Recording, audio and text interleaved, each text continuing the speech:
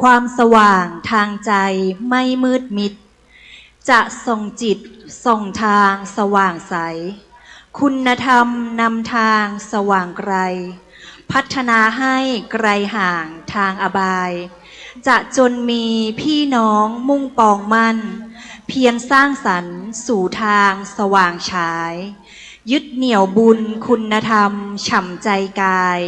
ไม่คลาดคล้ายสร้างความดีชั่วชีวันขอเชิญทุกท่านร่วมร้องเพลงเราทำความดีค่ะ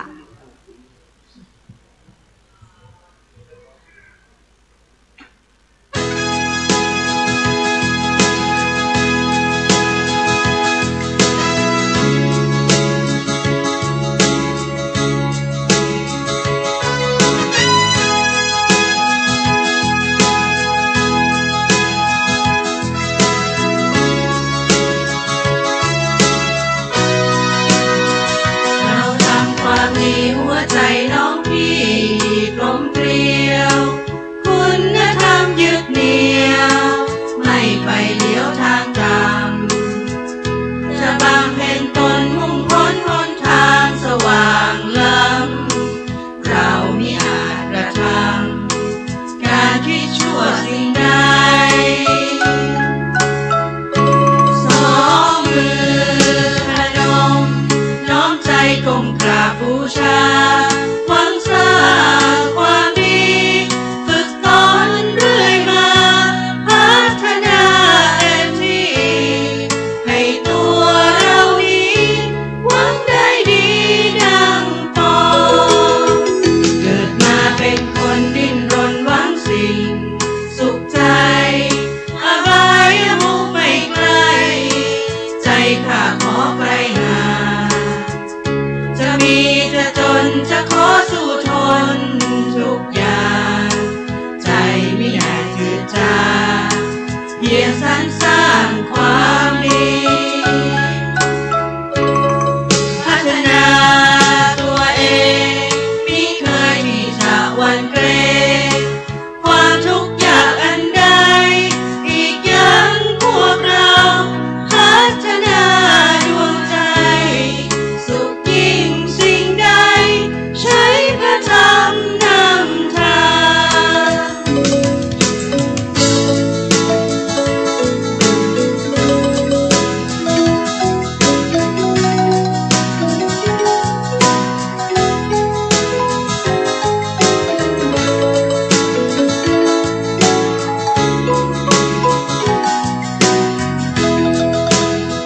เกิดมาเป็นคนดิ้นรนหวังสิ่งสุขใจอบายมุขไม่ไกลใจข้าขอไกลหาจะมีจะจนจะขอสู้ทนทุกอย่างใจไม่อาจจืดจางเพียงสรรสร้างความดี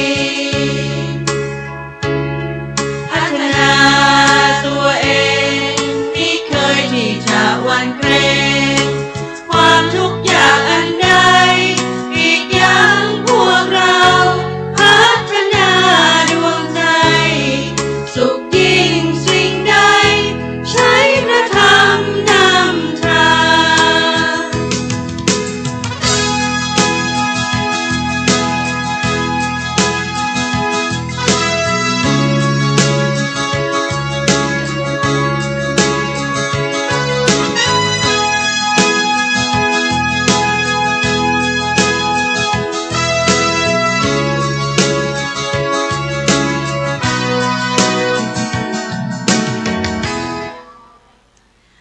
เกิดเป็นคนนั้นควรคิดครวญใคร่รักกันไว้ไมตรีจิตมีจิตหมายรวยหรือจนคนเหมือนกันไม่ผันกรายหญิงพึ่งชายชายพึ่งหญิงพึ่งพิงกันบนโลกกว้างคืนวันที่ผันผ่านเราต้องการน้ำใจใฝ่สร้างสรรค์อยู่บนโลกคนเดียวเปรี่ยวชีวันต้องเกิดมาพึ่งกันนั่นแหละดีขอเชิญทุกท่านร่วมร้องเพลงเกิดมาพึ่งกันค่ะ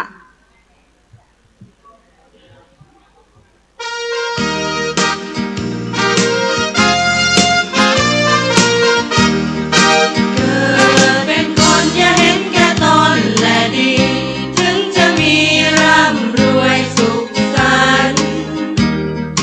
จนหรือมีไม่เป็นที่สำคัญแม้รักกันพึ่งพาอย่าไปตัดไมตรีเกิดมาพึ่งกัน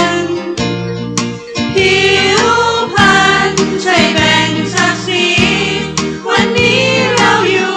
คิดดูให้ดีถึงจะจนจะมีอย่าไปสร้างเวรกรรมคืนไปทำชั่วไปอาจต้องใช้กรรมเวรอย่างมงายโลภหลงเพราะคงจะเกิดลำเค็ญสร้างบุญพระท่านคงเห็นร่มเย็นพ้นความกังวลถึงวิบัติอาสนผลบุญนำให้ศีลธรรมมั่นใจไม่ต้องไปกังวลถึงจะมีจะจนเกิดกุศลดลใจ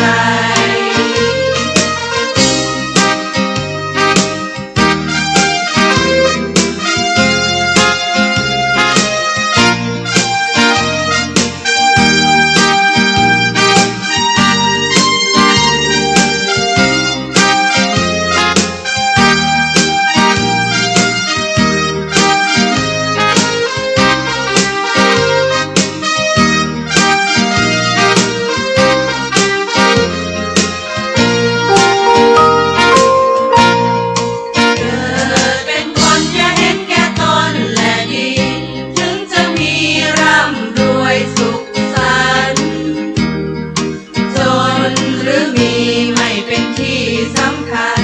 แม้รักกันพึ่งพาอย่าไปตัดไมตรีเกิดมาพึ่งกันผิวพรรณใช่แบ่งศักดิ์ศรีวันนี้เราอยู่คิดดูให้ดีถึงจะจนจะมีอย่าไปสร้างเวรกรรมคืนไปทำชั่วไปอาจต้องใช้กรรมเว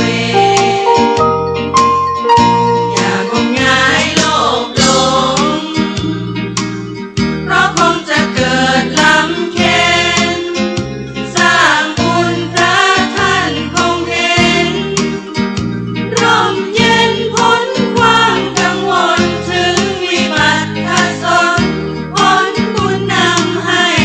ศีลธรรมมั่นใจไม่ต้องไปกังวล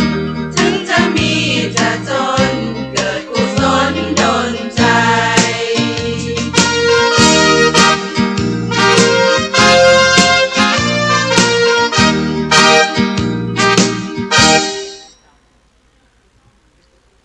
ค่ะ เพลงต่อไปขอเชิญทุกท่านร่วมร้องเพลง โลกนี้คือละครค่ะ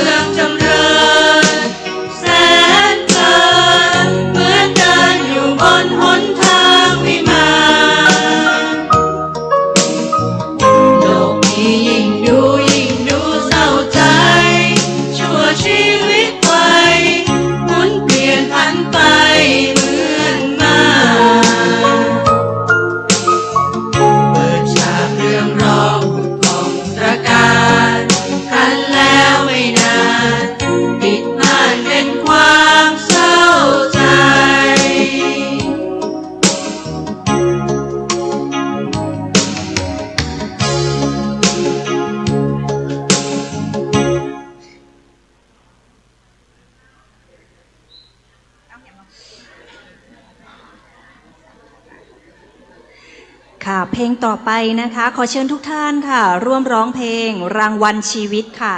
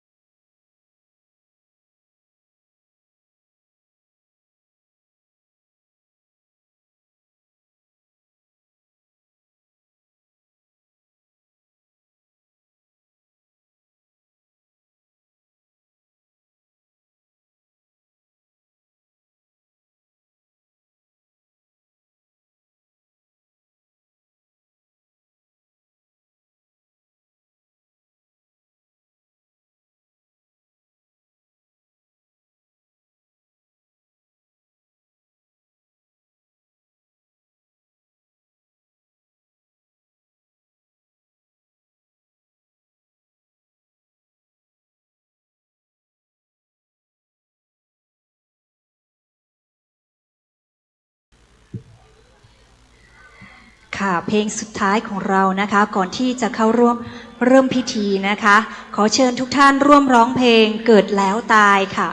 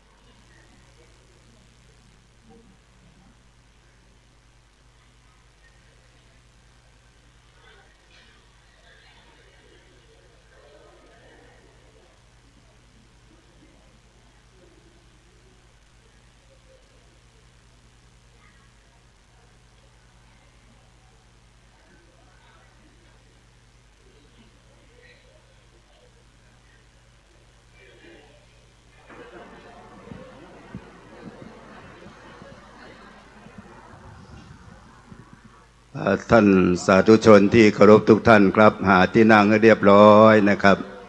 เพราะว่าดูเวลาแล้วก็ควรจะสมควรแก่เวลานะครับหาที่นั่งเรียบร้อยแล้วจะได้นำเข้าสู่รายการ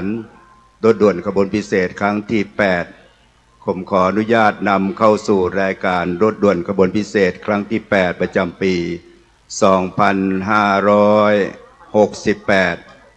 เป็นปีที่54ของปีที่56ขอรับในโอกาสแรกนี้กระผมขอเรียนเชิญท่านสวัสดิ์ศรีสุวรรณดีอดีตผู้ตรวจราชการกระทรวงมหาดไทย17จังหวัดภาคเหนือประธานฝ่ายคารวาสได้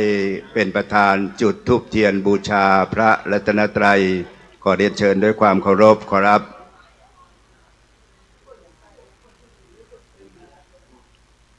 เจ้าหน้าที่เจ้าตุนพร้อมระบอกเอาเปิดแล้วนะต้องไปช่วยกันวันนี้เปิดป่าเปิดขึ้น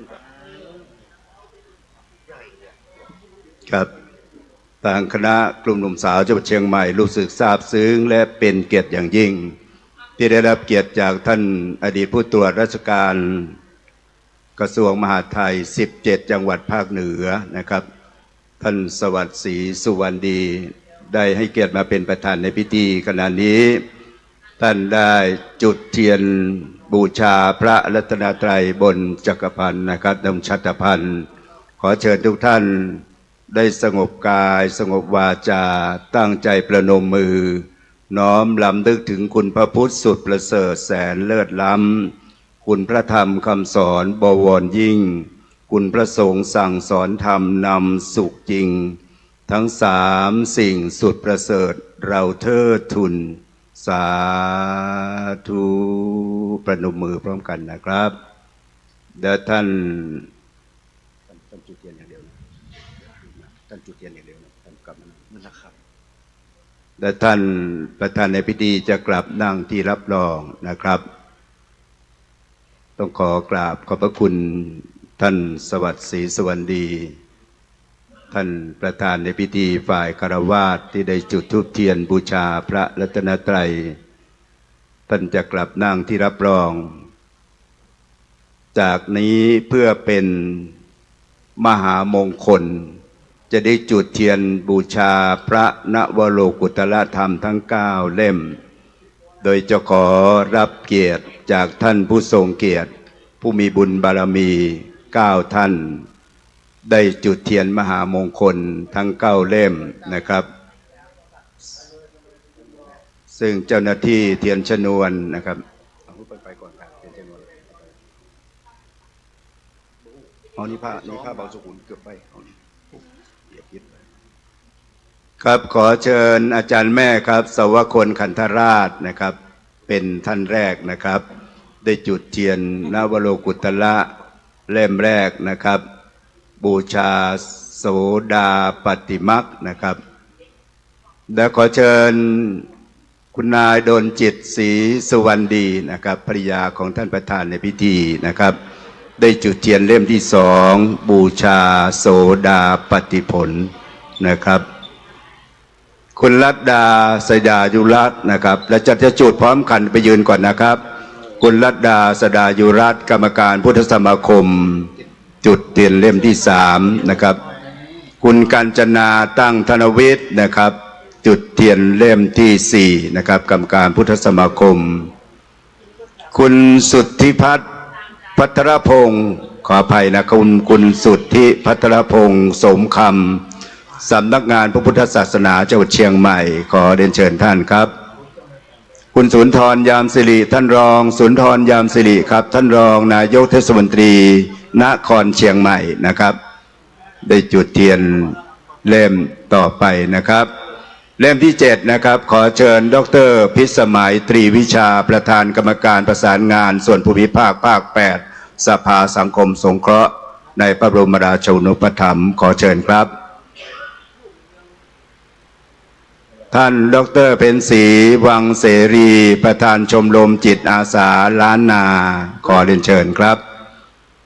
และท่านที่ 9 คุณวราพรชัยวงศ์ญาติประธานชมรมอนุรักษ์วัฒนธรรมท้องถิ่นขอเรียนเชิญท่านครับ4ท่านนะครับผู้มีบุญมีบารมีทุกท่านก็อธิษฐานจิตเหมือนกับได้จุดเทียนด้วยมือของท่านเองเช่นเดียวกันนะครับจุดพร้อมกันครับสาธุสาธุสาธุกลับนั่งที่รับรองเมื่อท่านผู้ทรงเกียรติกลับนั่งที่รับรองเรียบร้อยท่านอาจารย์ดุสิตชวชาติอาจารย์ประจำมคณายกประจำกลุ่มหนุ่มสาวเจ้าเชียงใหม่จะได้นำไหว้พระสวดมนต์เป็นลำดับไป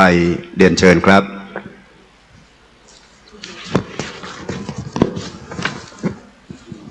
ต่อไปเชิญทุกท่านกราบคำบูชาพระรัตนตรัยโดยพร้อมกันนะครับ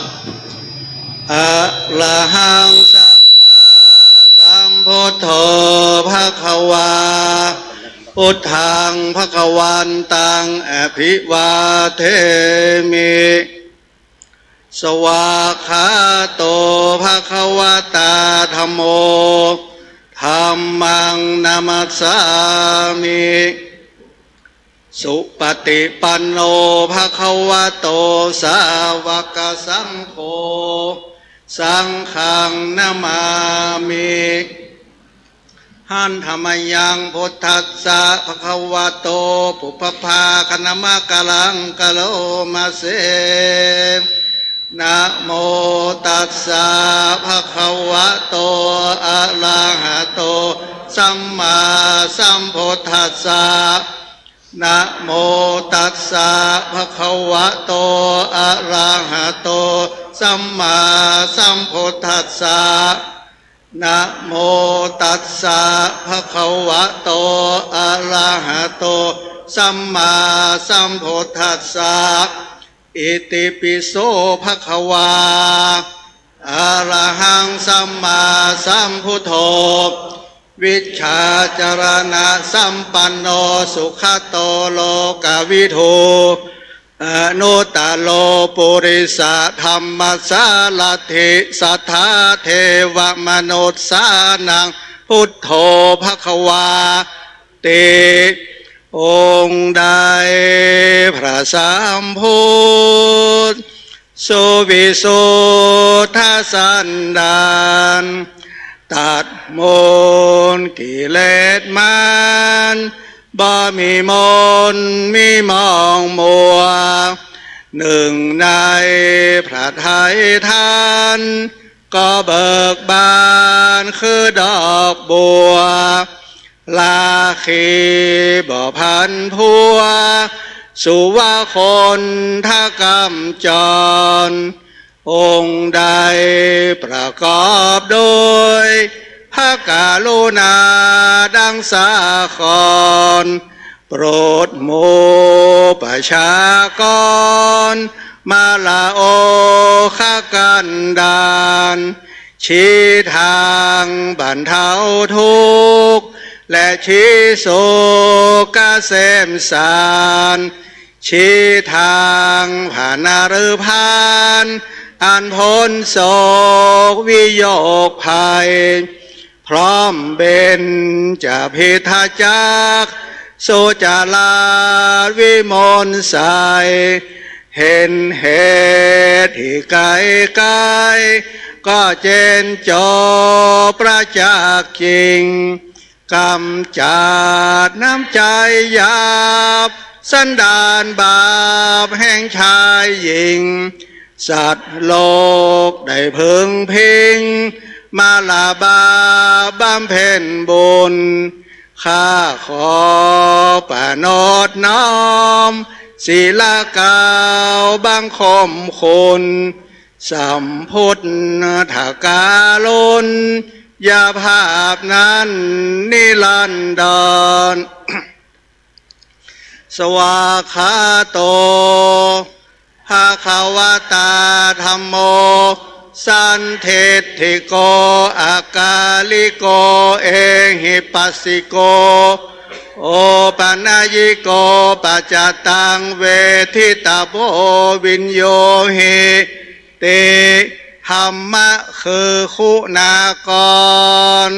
ส่วนชอบสาธรโดดดวงประทีปชัชวานแห่งองค์พระศาสดาจารย์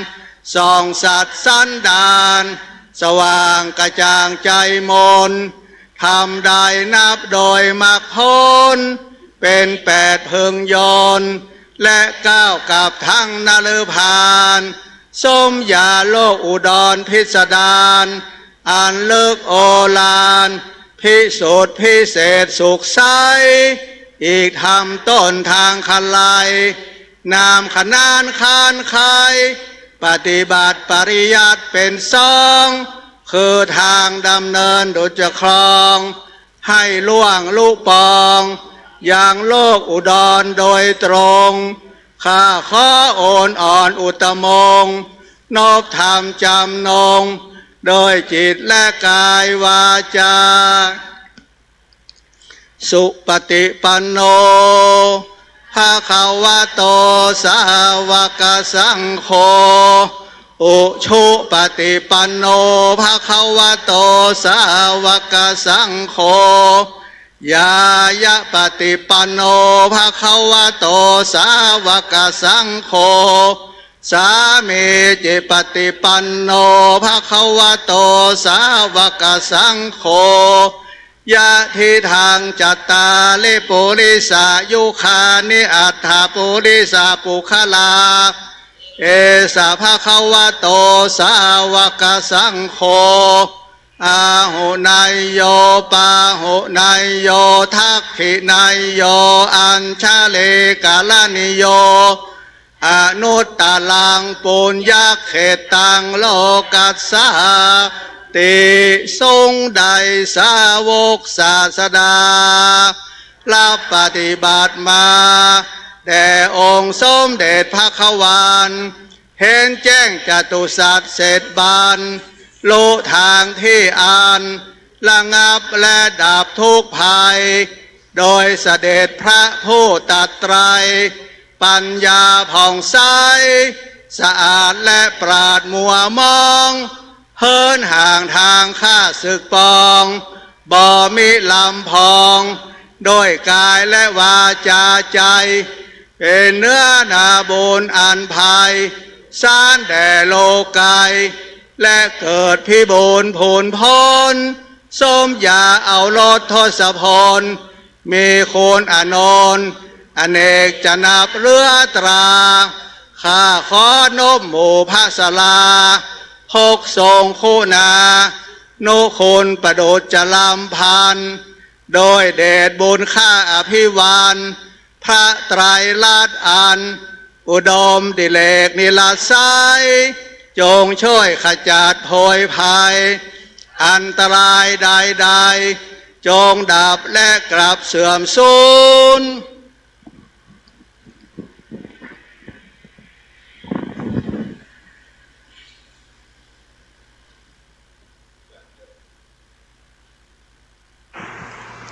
กตัญญูรู้คุณท่านสำคัญนักถือเป็นหลักคนดีมีครบถ้วนตอบแทนท่านให้งามตามสมควรคนดีล้วนยึดมั่นกตัญญูน้อมกราบนมัสการเมตตาบารมีพระเดชพระคุณพระเทพปริยัติที่ปรึกษาเจ้าคณะภาค7เจ้าวาดวัด7 ยอดพระรามหลวงพระมหาเถระประธานสงฆ์ที่เคารพนบนอบบูชายิ่งท่านเจ้าคุณพระภาวนาธรรมาภิรัตน์วิปัสสนาจารย์เจ้าคณะอำเภอเมืองเชียงใหม่เจ้าวาดวัดตะโปธารามนะครับท่านพระครูวิทิตศาสนาธรด็อกเตอร์รองเจ้าคณะอำเภอเมืองเชียงใหม่ผู้ช่วยเจ้าวาดพระประสิงห์วรมหาวิหารท่านพระครูสุจิตวรยานหลวงพ่อเจ้าอาวาสวัดป่าตันท่านพระครูรัตนสุตะสุนทร หรือพระมหาอินทร์แก้วสุวโจท่านพระคุณเจ้ารูปนี้ท่านเป็นผู้สืบทอดรายการรถด่วนขบวนพิเศษท่านสาธุชนรู้จักพระคุณท่านดีและท่านก็ปีนี้ท่านก็เจริญอายุวัฒนมงคล80 ปีท่านเป็นผู้สืบต่อรายการรถด่วนขบวนพิเศษเพราะท่านเป็นศิษย์เอกของพระเดชพระคุณท่านเจ้าคุณพระศรีธรรมนิเทศองค์ก่อตั้งรถด่วนขบวนพิเศษปัจจุบันเป็นเจ้าวาดวัดสันป่าแดงที่ท่านพระคุณเจ้าได้ไปก่อสร้างนะครับฟื้นฟูวัดร้างและท่านเป็นที่ปรึกษาเจ้าคณะตำบลวัดเกตนะครับก้าวขอกราบนมัสการและกราบถวายมุทิตาสักการะที่พระคุณท่านเจริญอายุวัฒนมงคล80 ปีท่านพระครูธีระสุตพจน์นะครับดร.เจ้าคณะตำบลสุเทพเขต2เจ้าวาดวัดผาลาดม่อนสุขอกสุขใจนะครับท่านพระครูสุจิตวรยานประตักไปแล้วนะครับเนาะสุมาครับท่านพระครูพิสิทธิ์ธรรมากรหลวงพ่อเจ้าคณะตำบลสันกลางวัดศรีมารามสันกำแพงนะครับท่านพระคุณเจ้าที่เคารพทุกรูปนะครับที่โปรดเมตตามาร่วมพิธีในวันนี้เพราะเป็นวันสำคัญยิ่งเป็นวันกตัญญูนะครับครับขอคารวะท่านสวัสดิ์ศรีสุวรรณดีท่านประธานในพิธีท่านอดีตผู้ตรวจราชการกระทรวงมหาดไทย17 จังหวัดภาคเหนือท่านได้กรุณามาเป็นประธานในพิธีฝ่ายคารวะพร้อมทั้งคู่ชีวิตคุณนายโดนจิตศรีสุวรรณดีนะครับท่านนายกพุทธสมาคมจังหวัดเชียงใหม่อาจารย์พันนีบุญประเสริฐนะครับท่านชัยฤทธิ์วรรณประภาท่านประธานมูลนิธิพุทธสมาคมจังหวัดเชียงใหม่และอีกหลายท่านที่ได้เชิญจุดเทียนเมื่อกี้นี้นะครับและต้องขอต้อนรับท่านสาธุชนทุกท่านที่เดินทางมาร่วมกันน้อมรำลึกถึงบุรพชนผู้มีพระคุณต่อเมืองเชียงใหม่ทั้งฝ่ายพุทธจักรและอาณาจักรรายการรถด่วนขบวนพิเศษวันนี้นะครับเป็นครั้งที่8ประจำปี2568เป็นปีที่64หรือ54ขอประทานอภัยนะครับรายการนี้ร่วมกันจัดโดยองค์กรชาวพุทธในจังหวัดเชียงใหม่ทั้งฝ่ายพุทธจักรและฝ่ายอาณาจักรอันประกอบด้วยพระคณะสงฆ์สภานักธรรมพุทธสมาคมโยพุทธิกสมาคมชมรมลูกเสือชาวบ้านชมรมอนุรักษ์วัฒนธรรมจังหวัดเชียงใหม่สำนักพุทธไทยอาสาป้องกันชาติแล้วก็สำนักวัฒนธรรมจังหวัดเชียงใหม่ตลอดถึงเทศบาลนครเชียงใหม่กลุ่มหนุ่มสาวจังหวัดเชียงใหม่จัดดำเนินรายการโดยคณะกรรมการบริหารงานกลุ่มหนุ่มสาวจังหวัดเชียงใหม่โดยมีท่านมานิตขันธศรีมาท่านประธานกิติมศักดิ์นายกยุพุทธิกสมาคมเป็นผู้กำกับรายการโดยมีวัตถุประสงค์เพื่อเผยแผ่พุทธธรรมเพื่อแนะนำสาระน่ารู้เพื่อเชิดชูความสามัคคีเพื่อส่งเสริมประเพณีวัฒนธรรมและเพื่อจะได้นำเอาไปประพฤติปฏิบัติเพื่อความร่มเย็นเป็นสุขในครอบครัวและสังคมสืบไปโดยเฉพาะรายการวันนี้เป็นรายการพิเศษเนื่องจากองค์กรชาวพุทธที่ร่วมกันจัดรายการรถด่วนขบวนพิเศษอันมีคณะสงฆ์พุทธสมาคมโยพุทธิกสมาคมเป็นอาทิมีมติเป็นเอกฉันท์ถือเอาวันขึ้น15 ค่ำเดือน12เหนือเป็นวันกตัญญูเพื่อน้อมรำลึกถึงบุรพชนผู้มีคุณูปมาการต่อเมืองเชียงใหม่ทั้งฝ่ายพุทธจักรและฝ่ายอาณาจักรพร้อมทั้งเพื่อประกาศเกียรติคุณยกย่องเชิดชูบูชาบุคคลผู้เปี่ยมล้นด้วยกตัญญูกตเวทิตาเพื่อกราบเรียนถวายรายละเอียดการจัดงานเกล้าขอประธานอนุญาตกราบอาราธนาพระเดชพระคุณพระเทพปริยัติที่ปรึกษาเจ้าคณะภาค7เจ้าวาดวัด7ยอดพระรามหลวงพระมหาเถระประธานฝ่ายสงฆ์ ได้โปรดเมตตาขึ้นสู่บนเวทีสถิตบนธรรมาสน์ณโอกาสอันเป็นมหามงคลนี้ขอเชิญนางพันนีบุญประเสริฐนายกพุทธสมาคมจังหวัดเชียงใหม่ประธานจัดงานวันกตัญญูเป็นผู้กล่าวรายงานต่อประธานในพิธีขอเรียนเชิญ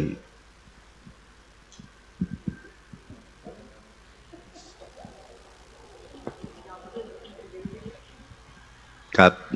ขอน้อมกราบรัตนานะครับเมตตาบารมีของพระเดชพระคุณได้เมตตานะครับบนเวทีนั่งบนธรรมาสน์ประทับบนธรรมาสน์และเพื่อจะได้เป็นองค์ประธานมอบเกียรติคุณบัตรประกาศเกียรติคุณและกล่าวสัมโมทยกถาโดยลำดับนะครับเมื่อท่านนายกพุทธสมาคมกล่าวรายงานจบลงนะครับพระเดชพระคุณก็จะเดินอายุวัฒนมงคล83 ปีนี้นะครับเชิญอาจารย์พันนีบุญประเสริฐครับ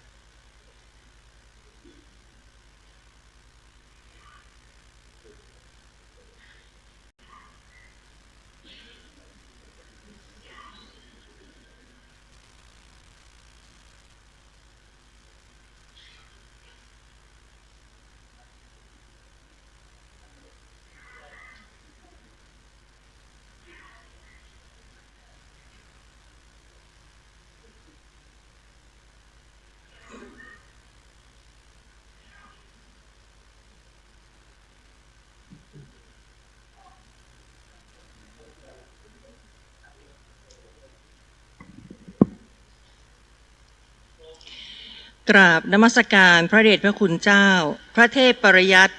ที่ปรึกษาเจ้าคณะภาค7และพระเถรานุเถระที่เคารพทุกรูปเป็นอย่างสูงเรียนท่านสวัสดิ์ศรีสุวรรณดีอดีตผู้ตรวจราชการกระทรวงมหาดไทย17จังหวัดภาคเหนือในนามของคณะผู้จัดงานและผู้ที่มาร่วมสร้างคุณงามความดีณที่นี้ขอบพระคุณท่านเป็นอย่างสูงที่ให้เกียรติมาเป็นประธานจัดงานเนื่องในวันกตัญญูประจำปีพุทธศักราช 2568 ในวันนี้เนื่องด้วยคณะสงฆ์จังหวัดเชียงใหม่พุทธสมาคมจังหวัดเชียงใหม่มูลนิธิพุทธสมาคมจังหวัดเชียงใหม่ยุวพุทธิกสมาคมจังหวัดเชียงใหม่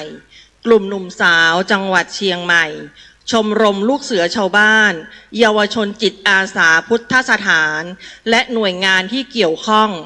ได้กำหนดเอาวันขึ้น15 ค่ำเดือน12เหนือของทุกปีเป็นวันกตัญญูซึ่งในปีนี้ตรงกับวันอาทิตย์ที่7 กันยายนพุทธศักราช 2568 โดยกำหนดจัดงานทักษิณานุปทานเพื่อเป็นการแสดงความกตัญญูต่อพระเถระในอดีตเจ้าคณะจังหวัดเชียงใหม่และเจ้าผู้ครองนครจังหวัดเชียงใหม่อดีตผู้ว่าราชการจังหวัดเชียงใหม่อดีตนายกพุทธสมาคมจังหวัดเชียงใหม่ที่ล่วงลับไปแล้วทุกท่านเพื่อเป็นการรำลึกถึงคุณงามความดีต่างๆที่ท่านเหล่านั้นได้มีคุณูปการต่อประชาชนชาวเชียงใหม่นับแต่อดีตจนถึงปัจจุบันตลอดจนมีการไหว้พระรับศีลสดับฟังพระธรรมเทศนาของโครงการรถด่วนขบวนพิเศษกลุ่มหนุ่มสาวจังหวัดเชียงใหม่สำหรับกิจกรรมในปีนี้เป็นการแสดงความกตัญญูต่อพระครูรัตนสุตตสุนทรพระมหาอินทร์แก้วสุวัจโจเจ้าอาวาสวัดสันป่าคอยในฐานะที่เป็นลูกศิษย์ และเป็นผู้สืบทอดกิจกรรมรถด่วนขบวนพิเศษเผยแผ่ธรรมะเคลื่อนที่ในฤดูการเข้าพรรษาสืบต่อมา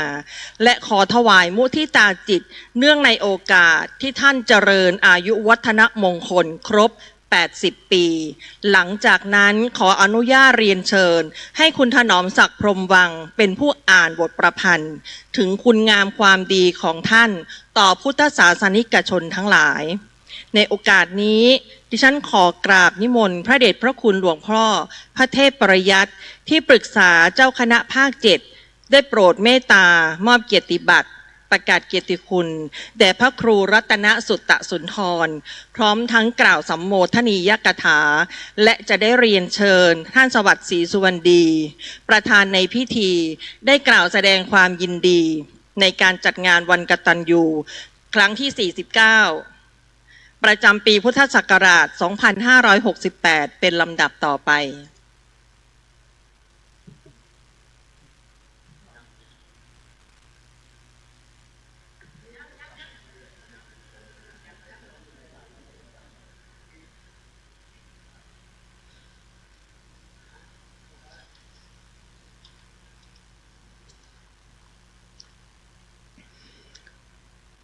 จากฆราวาสสู่เพศบรรพชิตตั้งดวงจิตศึกษาธรรมน้ำคำสอนท่านพระครูรัตนสุตตสุนทรมุ่งอาทรพุทธศาสตร์ไม่คลาดคลาเริ่มจากปีพ.ศ. 2500ไม่เคลื่อนคล้อยยืนหยัดศรัทธากล้าตัดสินใจมุ่งมั่นบรรพชาณวัดสันมหกฟ้าสันกำแพงปีพ.ศ. 2503สู่เลิกยามอุปสมบทกำหนดแหล่งณวัดสันป่าคอยค่อยสำแดงเรียนรู้แจ้งธรรมาและบาลีสำนักเรียนวัดสันป่าคอยไม่น้อยหน้าให้วิชาความรู้ชูศักดิ์ศรีปรริญญาธรรม3 ประโยคใช่โชคดีได้ด้วยมีมานะพยายามหลังสอบได้ปรริญญาธรรมนำความรู้มาเป็นครูสอนศิษย์จนล้นหลามสอนนักธรรมบาลีสิ่งดีงามศิษย์มีความรู้เด่นรู้เห็นกันเป็นผู้ช่วยเจ้าอาวาสวัดสันป่าคอย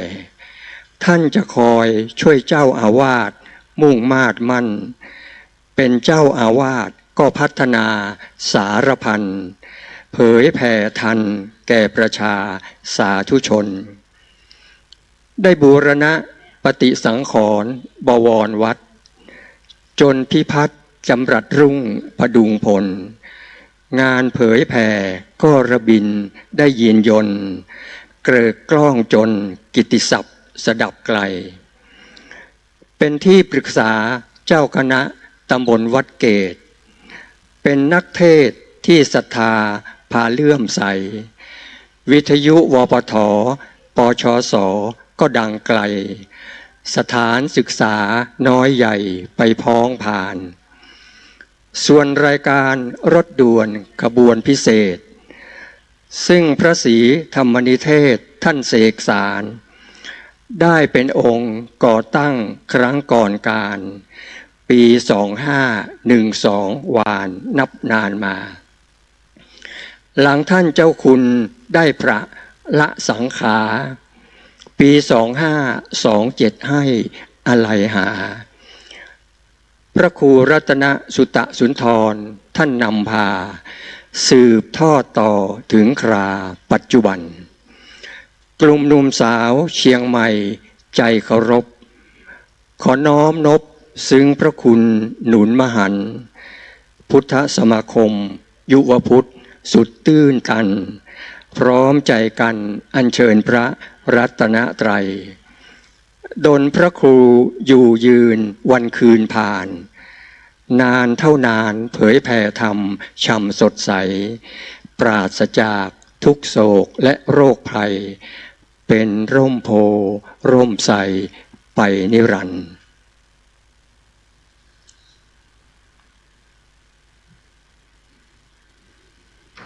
กล่าวขอกราบรัตนาเป็นพระครูรัตนสุตสุนทรขึ้นนอบน้อมรับประกาศเกียรติคุณบัตรจากพระเดชพระคุณพระเทพปริยัติที่ปรึกษาเจ้าคณะภาค7องค์ประธานสงฆ์ขอกราบนิมนต์นะครับ ซึ่งพระมหาอินทร์แก้วสุวโจท่านเป็นศิษย์เอกของท่านเจ้าคุณพระศรีธรรมนีเทศได้สืบทอดรายการรถด่วนขบวนพิเศษและได้อยู่กับขบวนรถด่วนขบวนพิเศษมานับนานถึง50 กว่าปีนะครับถึงปัจจุบันนี้พระคุณท่านมีโรคภัยมาเบียดเบียนอาพาธนะครับศรัทธาสาธุชนทั้งหลายก็จงอธิษฐานจิตให้พระคุณท่านได้พ้นจากโรคภัยไข้เจ็บโดยพลันโดยอำนาจแห่งคุณพระศรีรัตนตรัยและสิ่งศักดิ์สิทธิ์ทั้งหลายโดยเฉพาะเมตตาธรรมของพระเดชพระคุณพระเทพปริยัติองค์ประธานฝ่ายสงฆ์ที่เมตตาเป็นพิเศษวันนี้นะครับครับนับว่าท่านคุณท่านมีความกตัญญูต่อพระพุทธศาสนาโดยเฉพาะได้สืบทอดรายการรถด่วนขบวนพิเศษเป็นลำดับถึง50 กว่าปีและปีนี้พระคุณท่านเจริญอายุวัฒนมงคลครบ80 ปีกล่าวในนามของรถด่วนขบวนพิเศษขอกราบถวายมุทิตาสักการะในพระคุณท่านไว้ธาตุขันธ์ของพระคุณท่านจงมั่นคงและแข็งแรงขึ้นนะครับนับแต่วันนี้ไปเพราะวันนี้เป็นวันพิเศษนะครับวันพิเศษจริงๆศรัทธาทั้งหลายสาธุดังๆตอนนี้นะครับสาธุสาธุสาธุสาธุด้วยท่านเก่าคนกันเก่าสมุก่อนเก่าสมุก่อนเรื่องจะว่าหม้อเป็นอย่างนี้ก่อนรุ่มนี้ก่อนก็ว่าก็ตอนนี้บันทึกภาพเมื่อบันทึกภาพแล้วจะได้ขอรับเมตตาจากพระเดชพระคุณองค์ประธานฝ่ายสงฆ์ได้โปรดเมตตากล่าวสัมโมทยกถานะครับ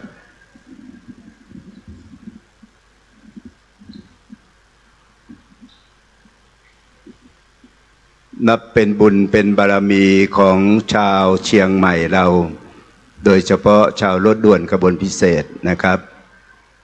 น้อมรับสัมโมทิกถาจากพระเดชพระคุณท่านณบัดนี้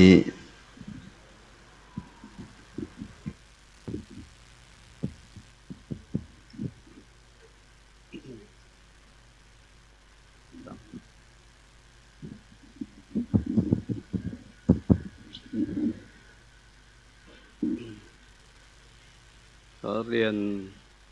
ท่านเจ้าคุณพระภาวนาธรรมาภิรัตน์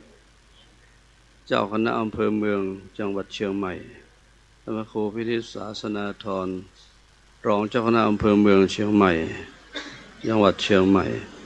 พระสงฆ์เถรานุเถระทุกๆรูปเจริญพรท่านสวัสดิ์ศรีสุวรรณดีประธานฝ่ายคฤหัสถ์พร้อมทั้งคณะผู้บริหารงานขององค์กรต่างๆวันนี้มันมีอาจารย์พันนีบุญประเสริฐนายกพุทธสมาคมจังหวัดเชียงใหม่อาจารย์มานิตขันธศรีมานายกยุวพุทธเกียรติสมาคมจังหวัดเชียงใหม่อาจารย์ชัยฤทธิ์วรรณประภาประธานมูลนิธิพุทธสมาคมจังหวัดเชียงใหม่พร้อมทั้งสาธุชน สมาชิกของกลุ่มหนุ่มสาวจังหวัดเชียงใหม่ทุกท่านทุกบัดทุกวาวันนี้ทางคณะองค์กรต่างๆดังที่กล่าวแล้วนี้ก็มีอีกหลายองค์กรที่มาร่วมอย่างเช่นพุทธศาสนายกสำนักพุทธศาสนาจังหวัดเชียงใหม่สำนักวัฒนธรรมจังหวัดเชียงใหม่เป็นต้น ได้รับความอนุเคราะห์จากท่านทั้งหลายเราเข้าใจกันจำกันว่าวันขึ้น15 ค่ำเดือน12หรือเดือน12เพ็งบ้านเพ็งเมือง จำกันว่าเป็นวันกตัญญูของกลุ่มหนุ่มสาวจังหวัดเชียงใหม่ซึ่งเริ่มมาเป็นเวลาช้านานการที่ท่านทั้งหลายได้มาปรารภวันกตัญญูเช่นนี้เป็นเหตุให้สังคมของเราจะอยู่ร่มเย็นเป็นสุขพระพุทธเจ้า ท่านตรัสไว้ใน พระไตรปิฎกถึงบุคคลผู้หาได้ยากอย่าโยมนะสองประเภท2 คน2 ท่านมีใครบ้าง1บุพการีบุคคลผู้ทำอุปการะมาก่อน2กตัญญูกตเวทีบุคคลผู้รู้อุปการะที่ท่านทำแล้วและมาตอบแทน2 ท่านนี้สองประเภทนี้พระพุทธเจ้าตรัสว่าเป็นบุคคลที่หาได้ยากทำไมจึงว่าหาได้ยากท่านทั้งหลายลองคิดดูว่าบุพการีชนนั้นพ่อเช่นคำว่าพ่อแม่ก็มีเยอะแยะแต่ว่าพ่อแม่ของเรานั้นมี2 คนคุณพ่อกับคุณแม่2 คนนี้เท่านั้นเป็นพ่อเป็นแม่ของเราจริงๆนอกนั้นเป็นพ่อเป็นแม่ของคนอื่นนี่ที่นี่คำว่า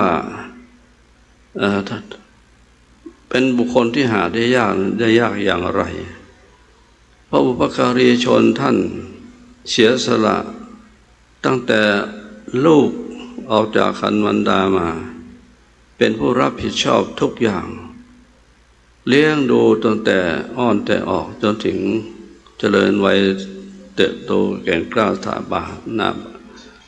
แก่มีความรู้ความสามารถนะนี่เป็นเวลา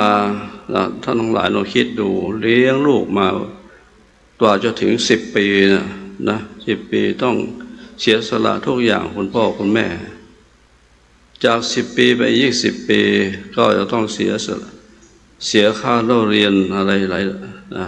จนถึงลูกถ้าลูกตั้งใจเรียนก็เรียนจบถ้าไม่เรียนไม่ดีเสียทะเลถลายก็ไม่จบหลังจากจบการศึกษาแล้วก็ยังมีจิตที่จะส่งเสริมให้ลูกได้ทำการเป็นหลักเป็นฐานเพื่อจะเลี้ยงดูชีวิตของตนเองและครอบครัวอันนี้พูดง่ายๆก็ว่าท่านเป็นผู้หาได้ยากอย่างนี้แหละที่จะรักลูกที่จะดูแลลูกเสียสละให้ลูกนั้นเป็นบุคคลที่หาได้ยากพ่อแม่ของคนอื่นจะมาดูแลลูกของคนอื่นแล้วก็หาได้ยากเช่นเดียวกันจะมารักลูกเป็นลูกตนเองนั่นก็ไม่เหมือนหรอกถ้าลูกของตนเองนั้นเป็นคนที่รักกว่าทีนี้อันนี้เป็นบุคคลอุปการีที่ทำอะไรทุกๆอย่างมาก่อนประเภทที่2ได้แก่ความบุคคลผู้กตัญญูได้แก่ผู้รับการกระทำของบุพการีเช่นลูกคุณพ่อคุณแม่อุตส่าห์เลี้ยงตั้งแต่เล็กแต่น้อยมาจนถึงเจริญเติบโตใหญ่ก้าวหน้าบานขึ้นมีความรู้ความสามารถจนกระทั่งว่าทำงานแต่ท่านทั้งหลาย ที่พระพุทธเจ้าว่าหาได้ยากนั่นก็เพราะผู้ที่ได้รับอุปการะคุณจากคนอื่นมาก่อนนั้นจะรำลึกถึงคุณงามความดีของคนอื่นนั้นจะมีน้อยหรือไม่มากนั้นทั้งหลายก็ทรงทราบดีแต่ว่าโลกไม่เหมือนกันบางทีฆ่าพ่อฆ่าแม่เสพสิ่งเสพติดทำร้ายพ่อทำร้ายแม่มีเป็นจำนวนมากเป็นข่าวอยู่ทุกวี่ทุกวันกันอันนี้ที่พระเจ้าหายากก็เพราะเขาไม่รู้จักคุณไม่รู้จักบุญคุณของบุพการีคือคุณพ่อคุณแม่ของตนเองเพราะนั้นจึงเรียกว่าเป็นบุคคลหาได้ยากหมายถึงถ้าเป็นบุคคลที่มีความกตัญญูรู้จักพระคุณของคุณพ่อคุณแม่ครูบาอาจารย์ที่มีอุปการะคุณต่อตนเองพยายามตอบแทนพระคุณของท่านเท่าที่ตนเองจะทำได้นั้นเป็นบุคคลที่ควรแก่การยกย่องเคารพนับถือว่าเป็นบุคคลผู้มีความกตัญญูก็คงเราก็รู้กันอยู่เพราะนั้นวันนี้เป็นวันกตัญญูที่ทางคนหนุ่มสาวจังหวัดเชียงใหม่พร้อมทั้งองค์กรหลายองค์กรมาร่วมกันจัดให้เกิดขึ้นทั้งนี้เพื่อรำลึกถึงอุปการะคุณของผู้มีพระคุณวันนี้ทางนายกพุทธสมาคมก็ได้กล่าวถึงเรื่องว่า บุคคลที่เรามาบำเพ็ญกุศลอุทิศถวายนั้นมีสองฝ่ายธรรมฝ่ายพุทธศาสนาและฝ่ายทางโลกได้แก่แบบบ้านเมืองที่ได้ทำอุปการะคุณมาให้อยู่กับจังหวัดเชียงใหม่มาในตั้งแต่อดีตจนถึงปัจจุบันที่ละสังขารไปส่วนทางศาสนาก็เช่นเดียวกันตั้งแต่เจ้าคณะจังหวัดองค์แรกอยู่วัดฝายหินองค์แรกจนกระทั่งที่มรณภาพไปไม่กี่ปีมานี้ก็คือเจ้าคณะจังหวัดวัดบุพารามท่านเหล่านี้เป็นผู้สร้างอุปการะให้แก่บ้านแก่เมืองแก่พระศาสนาไม่เห็นแก่ความเหนื่อยยากลำบากจนกระทั่งหมดวาระของท่านอันนี้เราน้อมรำลึกถึงพระคุณของท่านทั้งหลายเหล่านั้นนับเป็นความกตัญญูอันยิ่งใหญ่และเป็นแบบอย่างเป็นต้นแบบที่ควรแก่การยกย่องนับถือเพราะฉะนั้นวันนี้ท่านทั้งหลายได้มาแสดงออกซึ่งความกตัญญูนั้นภาษาบาลีที่แปลออกมาแล้วว่าเป็นเครื่องหมายของบุคคลผู้เป็นคนดีหรือความเป็นคนดีเราพุทธศาสนาของเรานั่นบอกว่าถ้าจะรู้ว่าบุคคลไหนเป็นคนดีต้องดูที่ความกตัญญูเขารู้จักคุณพ่อคุณแม่ของเขาไหมรู้จักบุญพระคุณของคุณครูบาอาจารย์ของตนเองไหมรู้จักบุคคลผู้ที่ตัวเองได้ไปพักผ่อนอาศัยไหมถ้าเขาไม่มีความกตัญญูเป็นคนอกตัญญูแล้วก็ไม่ควรจะไม่สมควรที่จะคบค้าสมาคมกับด้วยเพราะแม้แต่บิดามารดาของตนเองยังไม่ใจใส่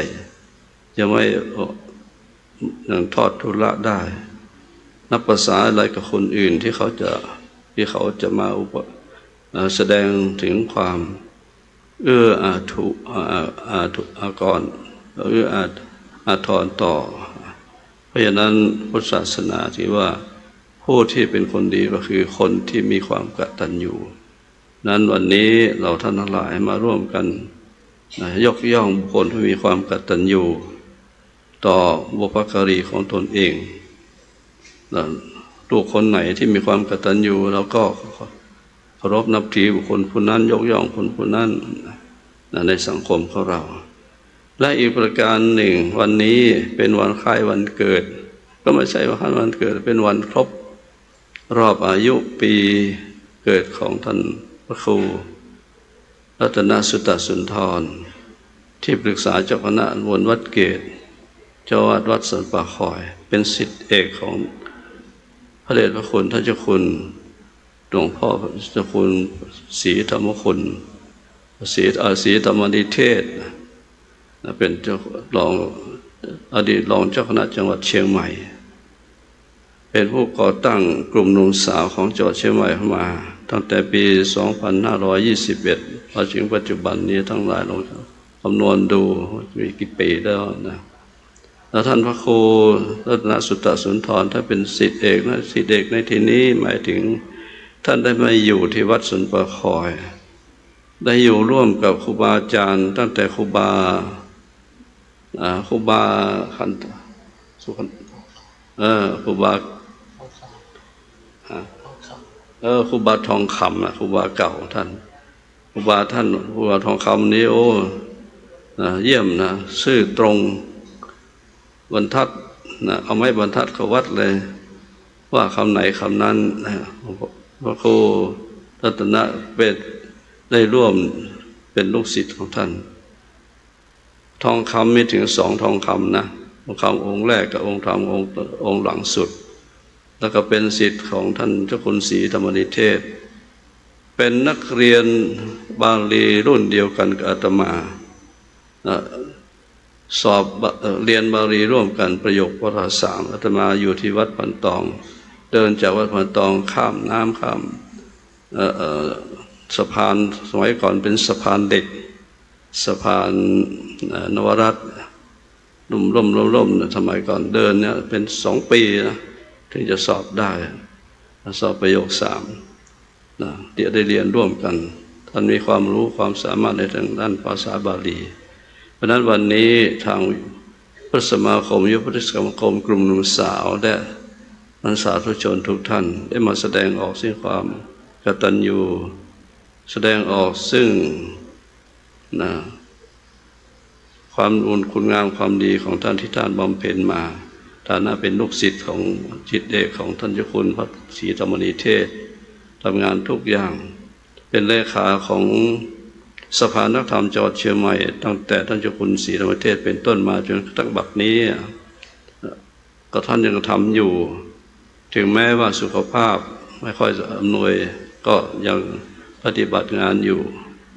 แล้วก็สร้างวัดสันป่าแดงอีกวัดหนึ่งจนแล้วเสร็จหมดญาติโยมอยู่ในความอุปการะของท่านนะทั้งโบสถ์ทั้งวิหารเจดีย์จำลองจากพุทธคยา12 ราศีอยู่ในวัดสันป่าแดงหมดก็เพราะบารมีของท่านพระครูองค์นี้ให้สำเร็จเพราะนั้นวันนี้ได้มาแสดงความกตัญญูต่อท่านควรแก่การอนุโมทนายิ่งธรรมะในนามของสภานักธรรมจังหวัดเชียงใหม่สภาพระสมาคมจังหวัดเชียงใหม่ยุวพุทธคมจังหวัดเชียงใหม่กลุ่มหนุ่มสาวและองค์กรต่างๆขอแสดงความยินดีอนุโมทนาต่อพุทธศาสนิกชนทั้งหลายที่เป็นสมาชิกของกลุ่มหนุ่มสาวทุกท่านทุกคนพากันนำเอานาวากลุ่มหนุ่มสาวของเรามาแหวกว่ายอยู่ในท้องทะเลจนถึงกระทั่งปัจจุบันเป็นหลักชัยสืบต่อปฏิปทาผลงานของพระเดชพระคุณหลวงพ่อท่านพระเจ้าคุณศรีธรรมนิเทศก็จะเรียกว่าสืบสารศึกษาและสืบต่อยอดเป็นผลงานอันดีขอผลแก่การยกย่องผลแก่การอนุโมทนาเพราะนั้นในนามของคณะสงฆ์จังหวัดเชียงใหม่ก็ดีขอตั้งกัลยาณจิตอธิษฐานรัตนาคุณพระศรีรัตนตรัยบุญบารมีพุทธเจ้าวัดธรรมประสงค์และบุญคุณงามความดีของครูบาอาจารย์เจ้าทั้งหลายตลอดถึงบุคลคุณของผู้มีอุปการะคุณที่เรายกย่องนับถือว่าเป็นบุพการีได้เป็นกตัญญูจะได้ทำบุญอุทิศให้ท่านทั้งหลายเหล่านั้นขอจงประมวลมาเป็นตบะเดชะเป็นภรวะปัจจัยเรื่องบดาลวิบาลคุ้มครองให้ท่านทั้งหลายมีประธานนายกพุทธสมาคม นายกยุวพุทธิกสมาคมนายกประธานมูลนิธิพุทธสมาคมจังหวัดเชียงใหม่ตลอดถึงสาธุชนทุกท่านจงประสบความสุขความเจริญยิ่งด้วยจตุรพิธพรชัยคืออายุวรรณะสุขภละปฏิภาณคุณสารทวสารสมบัติท่านทั้งหลายไปหนตำบลใดขอให้พ้นจากภัยไกลจากเวรกรรมทั้งหลายแต่มีความมุ่งมั่นปรารถนาสิ่งใดเป็นไปในทางที่ถูกที่ชอบประกอบด้วยธรรมแล้วขอความมุ่งมั่นปรารถนานั้นจงพลันสำเร็จและพลันสำเร็จตามมโนรสจงทุกประการทั่วกันทุกท่านทุกลูกทุกคนเถิดสาธุสาธุสาธุ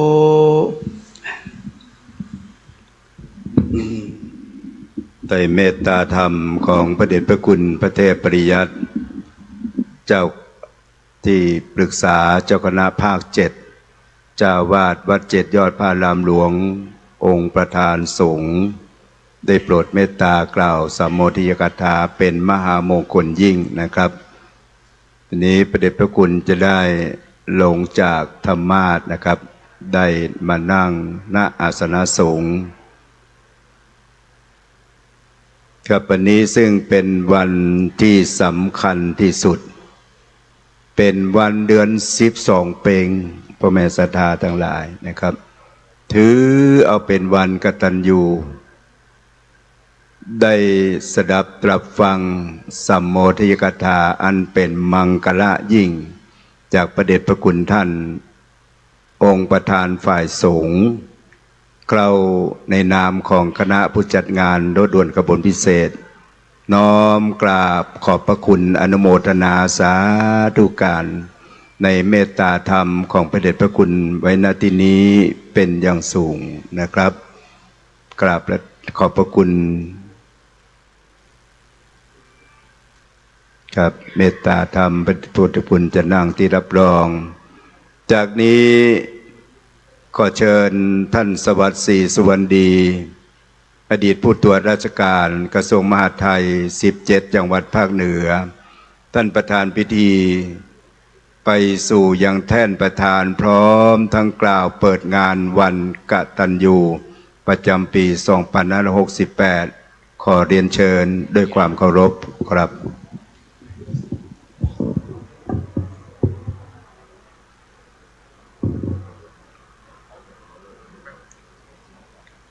กราบนมัสการพระเทพปริยัติที่ปรึกษาเจ้าคณะภาค7พระเถรานุเถระที่เคารพอย่างสูงทุกรูปท่านนายกพุทธสมาคมจังหวัดเชียงใหม่ประธานมูลนิธิพุทธสมาคมจังหวัดเชียงใหม่นายกยุวพุทธิกะสมาคมจังหวัดเชียงใหม่ประธานกลุ่มหนุ่มสาวจังหวัดเชียงใหม่ท่านผู้มีเกียรติและพุทธศาสนิกชนทุกท่านกับผมรู้สึกเป็นเกียรติและยินดีเป็นอย่างยิ่งที่ได้มาเป็นประธานจัดงานวันกตัญญูจังหวัดเชียงใหม่ครั้งที่49ในวันนี้เพื่อเป็นการรำลึกถึงคุณงามความดีของอดีตพระเถระเจ้าคณะจังหวัดเชียงใหม่อดีตเจ้าผู้ครองนครเชียงใหม่อดีตผู้ว่าราชการจังหวัดเชียงใหม่อดีตนายกพุทธสมาคมจังหวัดเชียงใหม่และผู้ทำคุณประโยชน์ต่อจังหวัดเชียงใหม่ที่ล่วงลับไปแล้วขอขอบคุณทุกคณะกรรมการจัดงานและหน่วยงานทุกฝ่ายที่ได้ร่วมกันจัดงานวันกตัญญูนี้ขึ้นมาอันความกตัญญูกตเวทีเป็นคุณธรรมที่สำคัญสำหรับมนุษยชาติเป็นธรรมะเบื้องต้นของมนุษยธรรมทั้งหลายเพราะเป็นเครื่องทำลายความเห็นแก่ตัวซึ่งเป็นศัตรูของความดีทำให้เกิดความสุขุมรอบคอบสำนึกในหน้าที่และมีความรับผิดชอบพุทธศาสนิกชนจึงควรระลึกถึงพระคุณขององค์สมเด็จพระสัมมาสัมพุทธเจ้า ผู้ทรงสั่งสอนเวนาในสัตว์ให้ปฏิบัติตามคำสอนและทรงประดิษฐานพระพุทธศาสนาไว้ให้ได้รู้ได้ปฏิบัติสืบกันมาจนปัจจุบันบัดนี้สมควรที่จะแสดงความกตัญญูกตเวทีต่อองค์สมเด็จพระบรมศาสดาด้วยการเป็นกำลังสำคัญในการช่วยกันปกป้องทนุบำรุงรักษาและเผยแผ่พระพุทธศาสนาให้สืบเนื่องยาวนานต่อไปในสังคมทุกวันนี้โลกมีความเจริญก้าวหน้าทางวัตถุไปอย่างไม่หยุดยั้งส่งผลให้สภาพแวดล้อมเปลี่ยนแปลงทำให้จิตใจคนเราต่ำลงมีความเห็นแก่ตัวและไม่สำนึกในบุญคุณบุคคลผู้มีคุณธรรมด้านความกตัญญูกตเวทีจึงนับแต่จะมีจำนวนน้อยลงดังนั้นการที่พวกเราได้มาร่วมกันจัดงานวันกตัญญูในวันนี้จึงเป็นแบบอย่างที่ดีให้แก่สังคมได้ปฏิบัติสืบไปขออำนวยอวยพรให้การจัดงานครั้งนี้ได้สำเร็จลุล่วงตามเป้าหมายที่ตั้งไว้ทุกประการขอขอบพระคุณครับ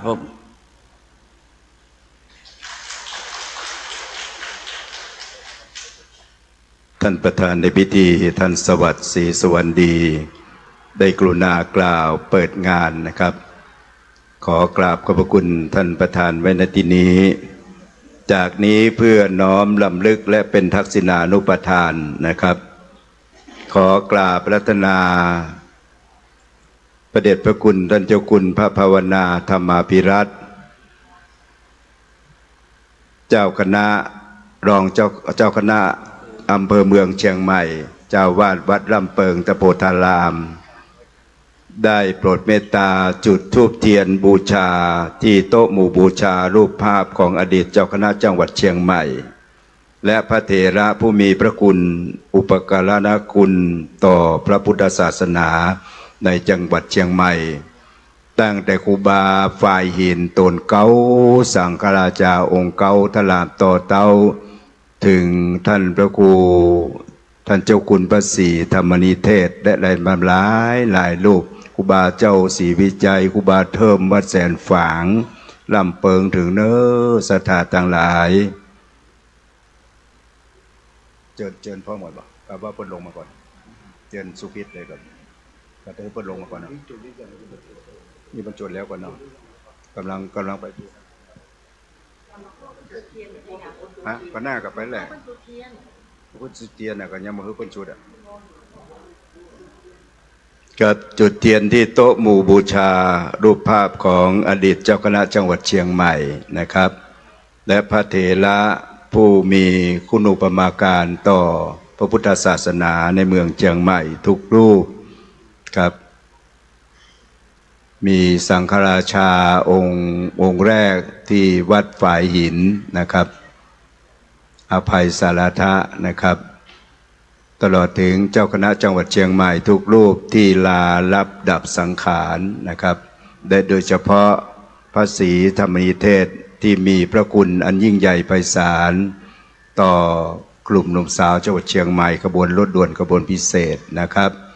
น้อมกราบขอบพระคุณอนุโมทนาสาธุการในเมตตาธรรมของท่านเจ้าคุณพระภาวนาธรรมาภิรัตน์วิปัสสนาจารย์เจ้าสำนักปฏิบัติธรรมแห่งที่2ของจังหวัดเชียงใหม่วัดลำเปิงตะโพธารามกราบขอบพระคุณเป็นที่ยิ่งนะครับจากนี้ขอเรียนเชิญท่านผู้ช่วยศาสตราจารย์เจ้าสุพิษรุ่งเรืองศรีณเชียงใหม่เป็นผู้แทนเจ้านายฝ่ายเหนือนะครับได้จุดธูปเทียนบูชาประถมบรมกษัตริย์อดีตเจ้าผู้ครองนครเชียงใหม่อดีตผู้ว่าราชการจังหวัดเชียงใหม่อดีตนายกพุทธสมาคมจังหวัดเชียงใหม่และผู้ทำคุณประโยชน์ต่อเมืองเชียงใหม่ที่ล่วงลับดับขันไปขอเรียนเชิญท่านผู้ช่วยศาสตราจารย์เจ้าสุพิษรุ่งเรืองศรีณเชียงใหม่นะครับท่านเป็นผู้แทนฝ่ายเหนือเจ้านายฝ่ายเหนือนะครับด้วยความเคารพ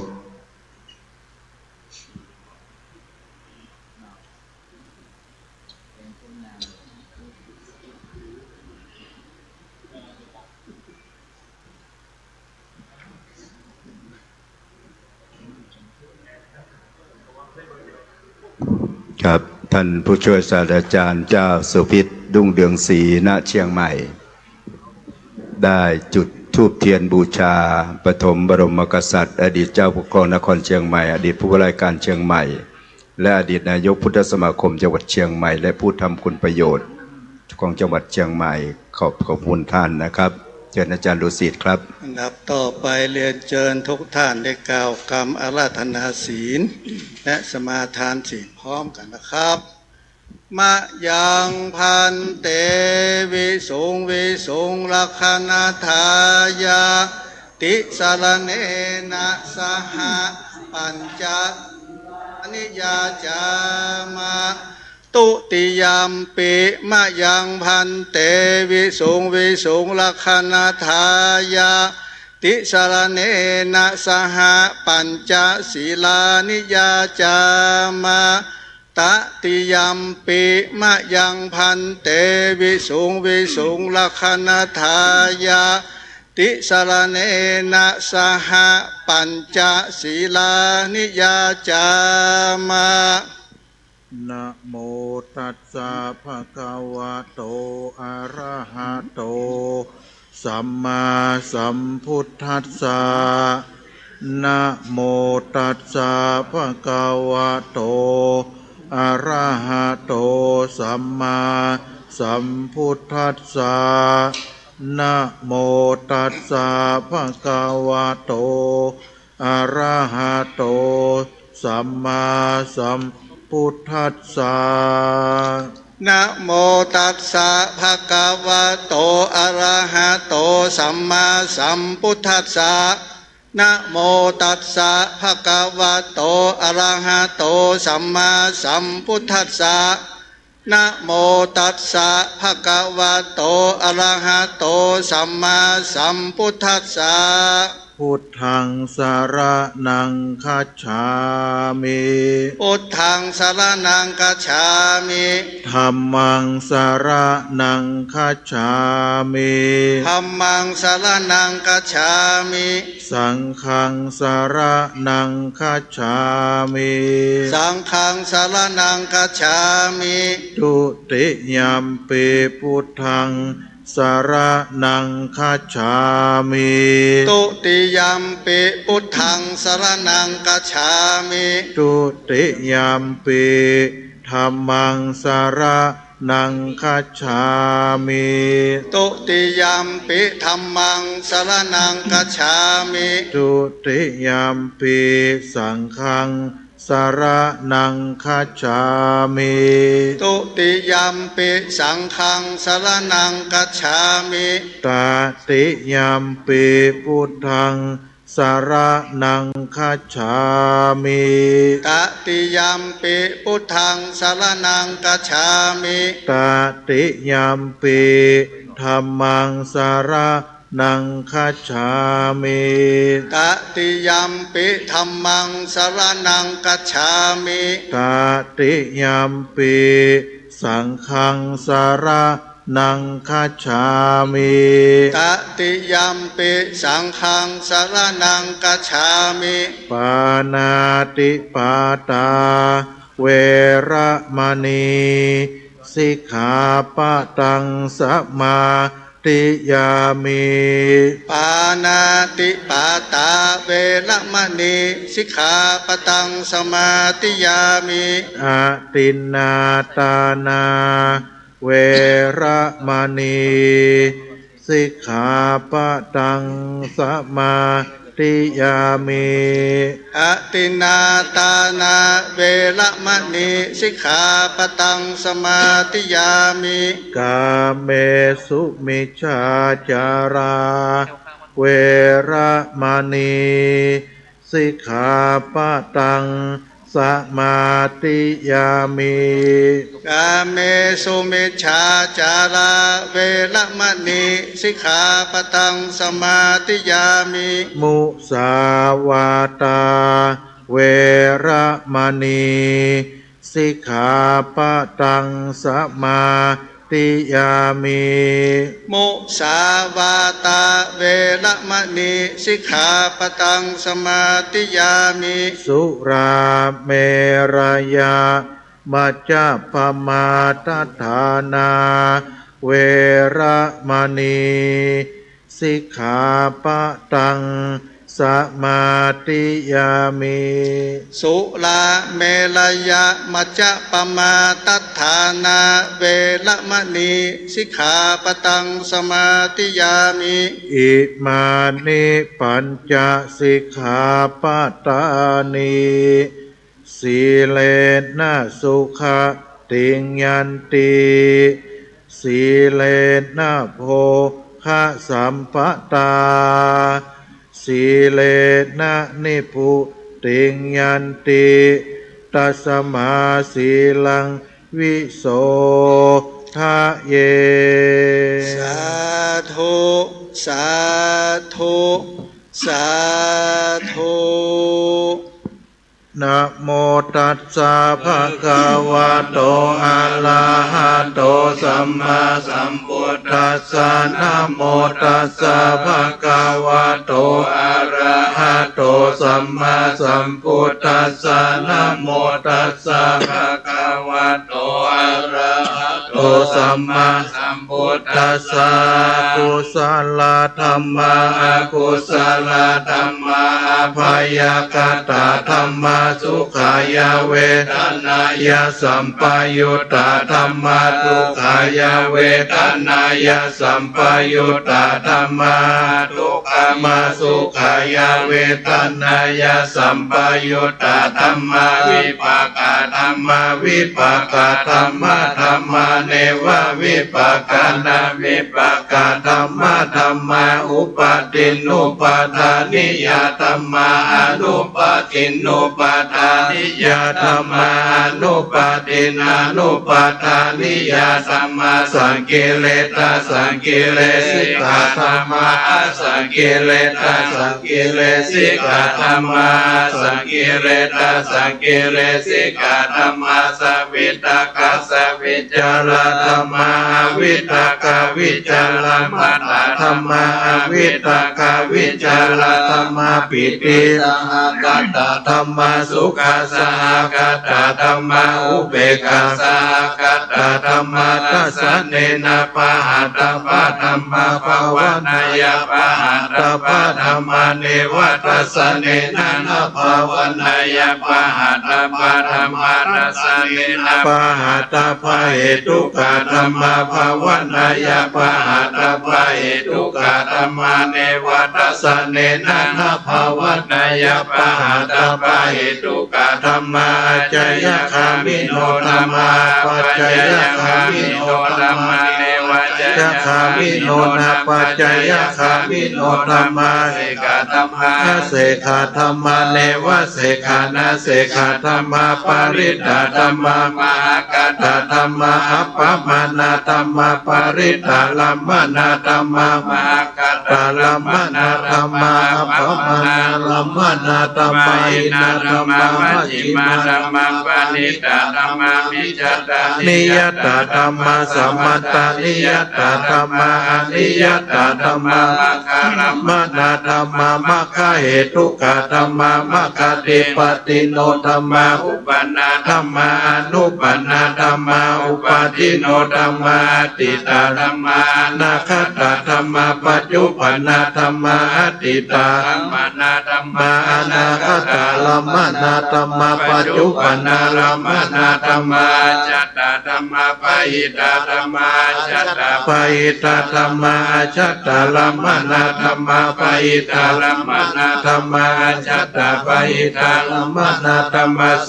นิทัสสนะสัมปติกาธัมมานิทัสสนะสัมปติกาธัมมานิทัสสนะปฏิกาธัมมา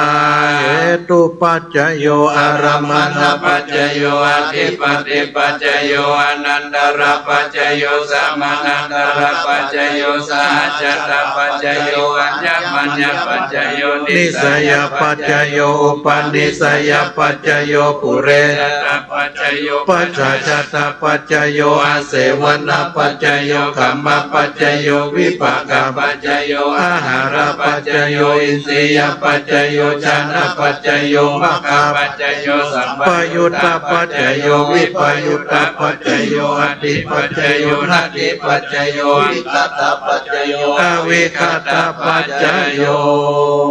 สาธุเมตตาบารมีของพระมหาเถระ10 รูป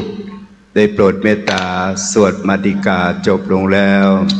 จากนี้จะได้ประกอบพิธีทอดผ้าบังสุกุลนะครับขอเชิญเจ้าหน้าที่ครับขอเรียนเชิญ10 ท่านดังนี้ขึ้นทอดผ้าบังสุกุลนะครับคุณเสาแก้วพายุที่ปรึกษาประธานกลุ่มสาวจังหวัดเชียงใหม่ขอเชิญครับคุณพัชรีชัววิยากุลกรรมการพุทธสมาคมจังหวัดเชียงใหม่ขอเรียนเชิญครับคุณพันศักดิ์ศรีใจรองประธานกลุ่มสาวจังหวัดเชียงใหม่ตามลำดับนะครับคุณปทุมพรนุรักษ์รักษาประธานเครือข่ายจิตอาสาสภาวธรรมอำเภอเมืองนะครับท่านพลตรีประทินทองสุขกรรมการที่ปรึกษาพุทธสมาคมจังหวัดเชียงใหม่คุณอรพิน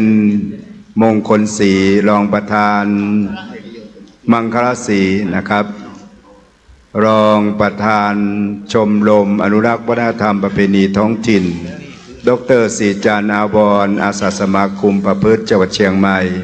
คุณกจรศักดิ์วงศ์สุขประธานกรรมการวัฒนธรรมอำเภอชัยปราการคุณสุภัตรานะครับบุญยศิริพงศ์ศิวพงศ์นะครับผู้แทนโรงเรียนเรชินาเชลีวิทยาขอเชิญครับไปแทนคนเลยขึ้นไปคนกับท่านผู้ทรงเกียรติทั้ง10 ท่านทอดผ้าไตรบังสุกุลนะครับทอดแล้วกลับมานั่งที่รับรองข้างล่างนะครับเดี๋ยววางห้องๆกันนะครับกับทอดแล้วเชิญกลับนั่งที่รับรองเลยนะครับไม่ต้องอยู่ข้างบนนะครับไม่เป็นไรนะครับแต่มานั่งไหวทางลุ่มเพสะดวกสบายนะครับขอบคุณทั้ง10 ท่านครับวางกับเรียบร้อยเชิญกลับมาที่เดิมเลยครับ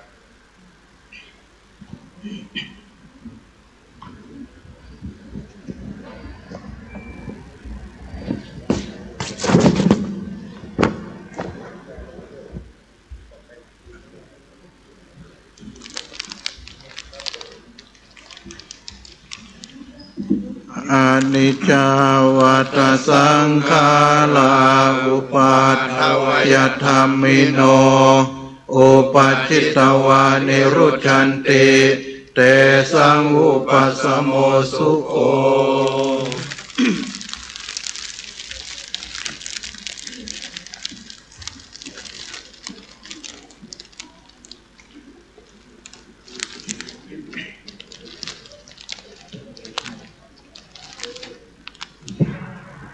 กับเมตตาธรรมของพระคุณท่านเถระทั้ง10 ท่านได้โปรดเมตตาพิจารณาผ้าบังสุกุล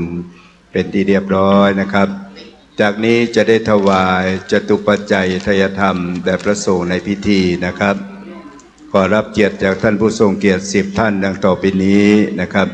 ขึ้นถวายเครื่องจตุปัจจัยทายธรรมเชิญคุณชุลีกรธิรัตนยศนะครับคุณพดุงนาฏงามขำกำนันเกลียงศักดิ์โพธิท่านพันโทพัทรธรทองดีพนัทอ่านผิดไหมครับทองดีพันกราบขออภัยนะครับคุณชัยสิทธิ์วงสามคุณบุญเพียรสิริวันดร.อ่อนวิภาจรัสแสงสุริยาคุณประโยงบุญช่วยคุณถนอมศักดิ์พรหมวังศักดิ์ละพีสุภาประธานกลุ่มสาวชุดเชียงใหม่เชิญครับ10 ท่านครับพ่อกำนันเชิญครับครับวันนี้พร้อมหน้าพร้อมตากันดีนะครับเมืองเชียงใหม่เฮานะครับขอบคุณทุกท่านครับ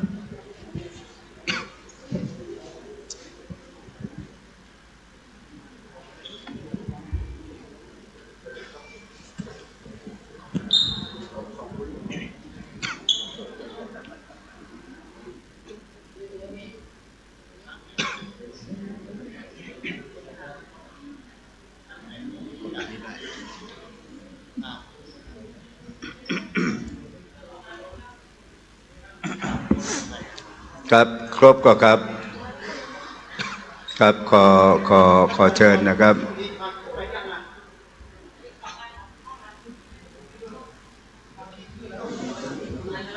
เชิญเลยครับ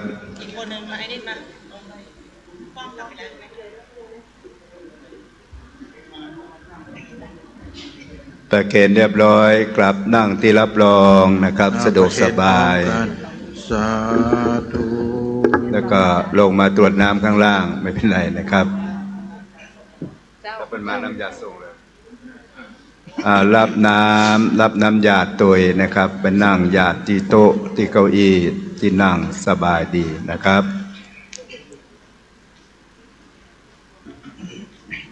ขอบคุณอาจารย์มณีคันธสีมาครับนี่ผู้คล่ำบอดในรถด่วนขบวนพิเศษตั้งแต่เป็นบ่าวจิตฤทธิ์จนกระทั่งมาเดี๋ยวนี้นะครับอาจารย์มณีคันธสีมาอย่างก็ถามอาจารย์มณีมดอะครับอันนี้ครับที่แล้วที่อย่างเนี้ยผมว่าเป็นผู้กำกับรายการนะครับอาจารย์มณีคันธสีมาของเราครับเอาเปิ้งป้าอาศัยกันครับกลับนั่งที่รับรองครับเราจะได้รับพรอันประเสริฐจากท่านพระคุณเจ้าเถระ10 รูปครับยะถา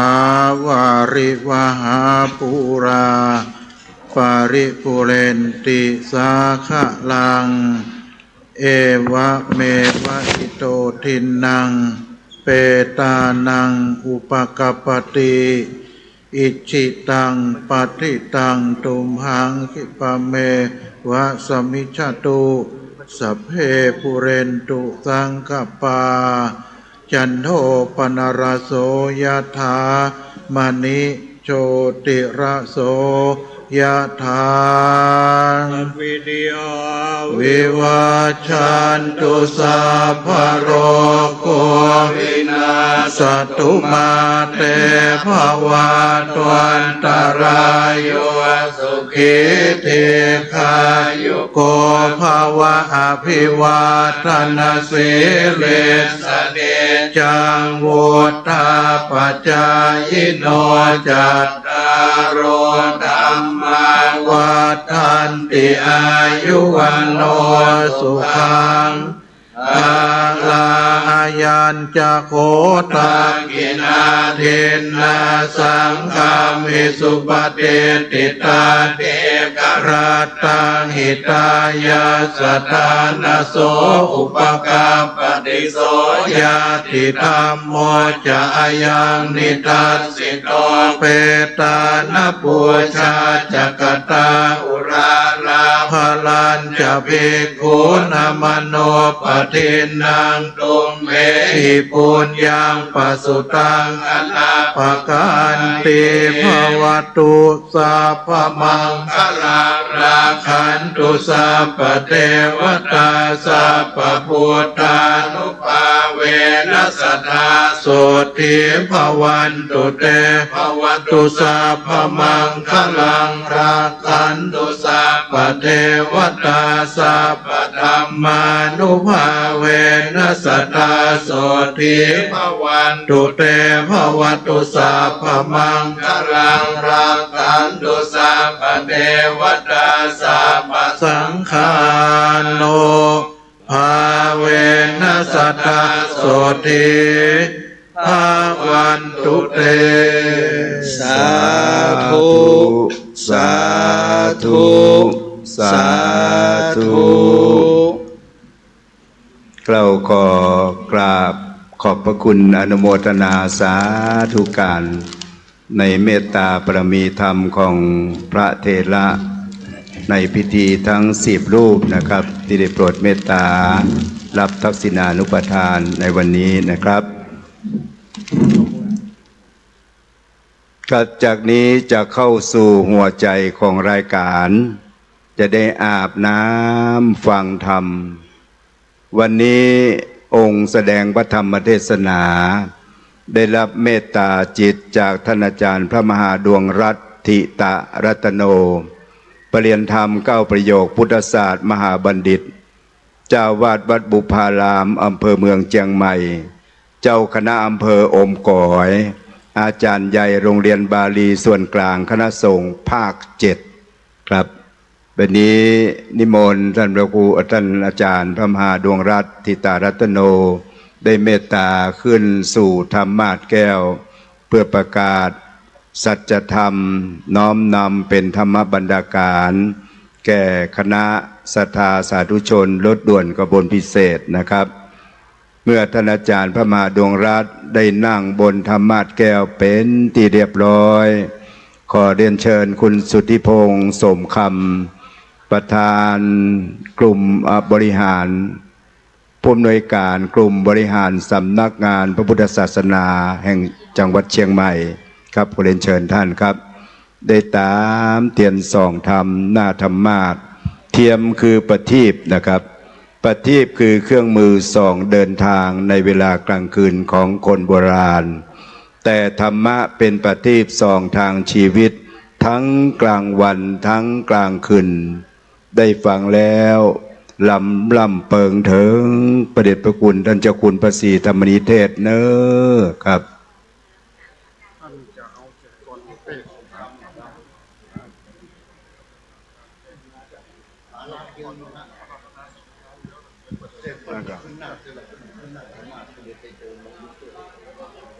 ได้ยินเดี๋ยวจะอันนี้จะแซงก่อนนี่ก่อนที่จะไหว้พระเจ้าสิงห์จะแซงก่อน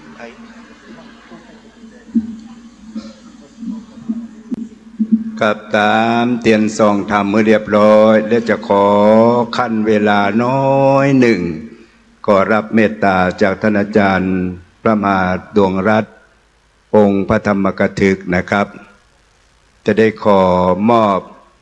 เงินอุดหนุนกลุ่มที่เป็นเจ้าภาพมอบรุ่มนอโดยท่านพระครูปรัตถินวัตรญาณสิทธิวาทีครูบาเจ้าอยางกวงท่านติดตามและก็สนับสนุนรถด่วนขบวนพิเศษมอบเงินให้กับวัดทั้ง13วัดที่เป็น12วัด13วัดที่เป็นเจ้าภาพในปีนี้และมอบไปแล้ว2วัดเหลือ9วัด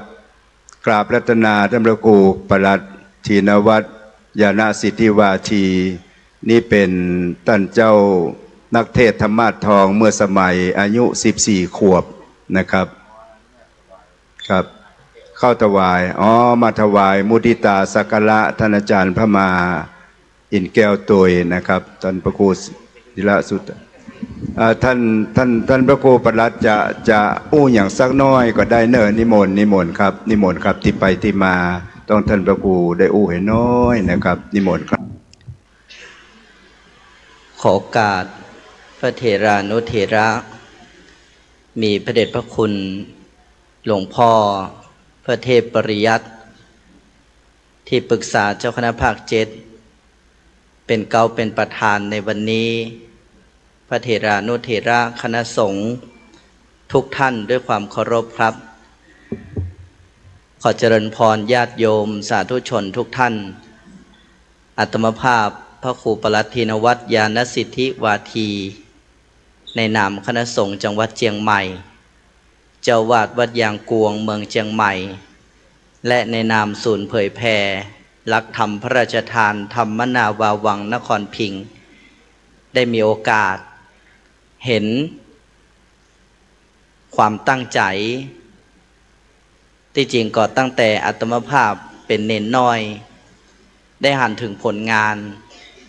ของทุกท่านโดยเฉพาะกลุ่มหนุ่มสาวจังหวัดเชียงใหม่ตีสมานร่วมกันทั้งพุทธสมาคมยุวพุทธิกสมาคมตลอดจนถึงกลุ่มหนุ่มสาวจังหวัดเชียงใหม่และมูลนิธิพุทธสถานแห่งนี้ก้าวกระผมน้อมกราบขอบพระคุณพระเถรานุเถระครูบาอาจารย์ผู้เป็นต้นแบบต้นบุญนำทางและขออนุโมทนาญาติโยมพวกเราทุกคนทุกท่านอาตมาภาพขออู้ในนามพระสงฆ์รุ่นใหม่ที่ได้เห็นความตั้งใจของทุกคนทุกท่านอาตมาภาพขอนำวันนี้12เพ็งซึ่งเป็นวันกตัญญูของพวกเราทุกคนทุกท่านก็ขอที่จะปฏิญาณว่าสิ่งที่ทุกท่านทุกคนได้ร่วมกันกระทำนั้น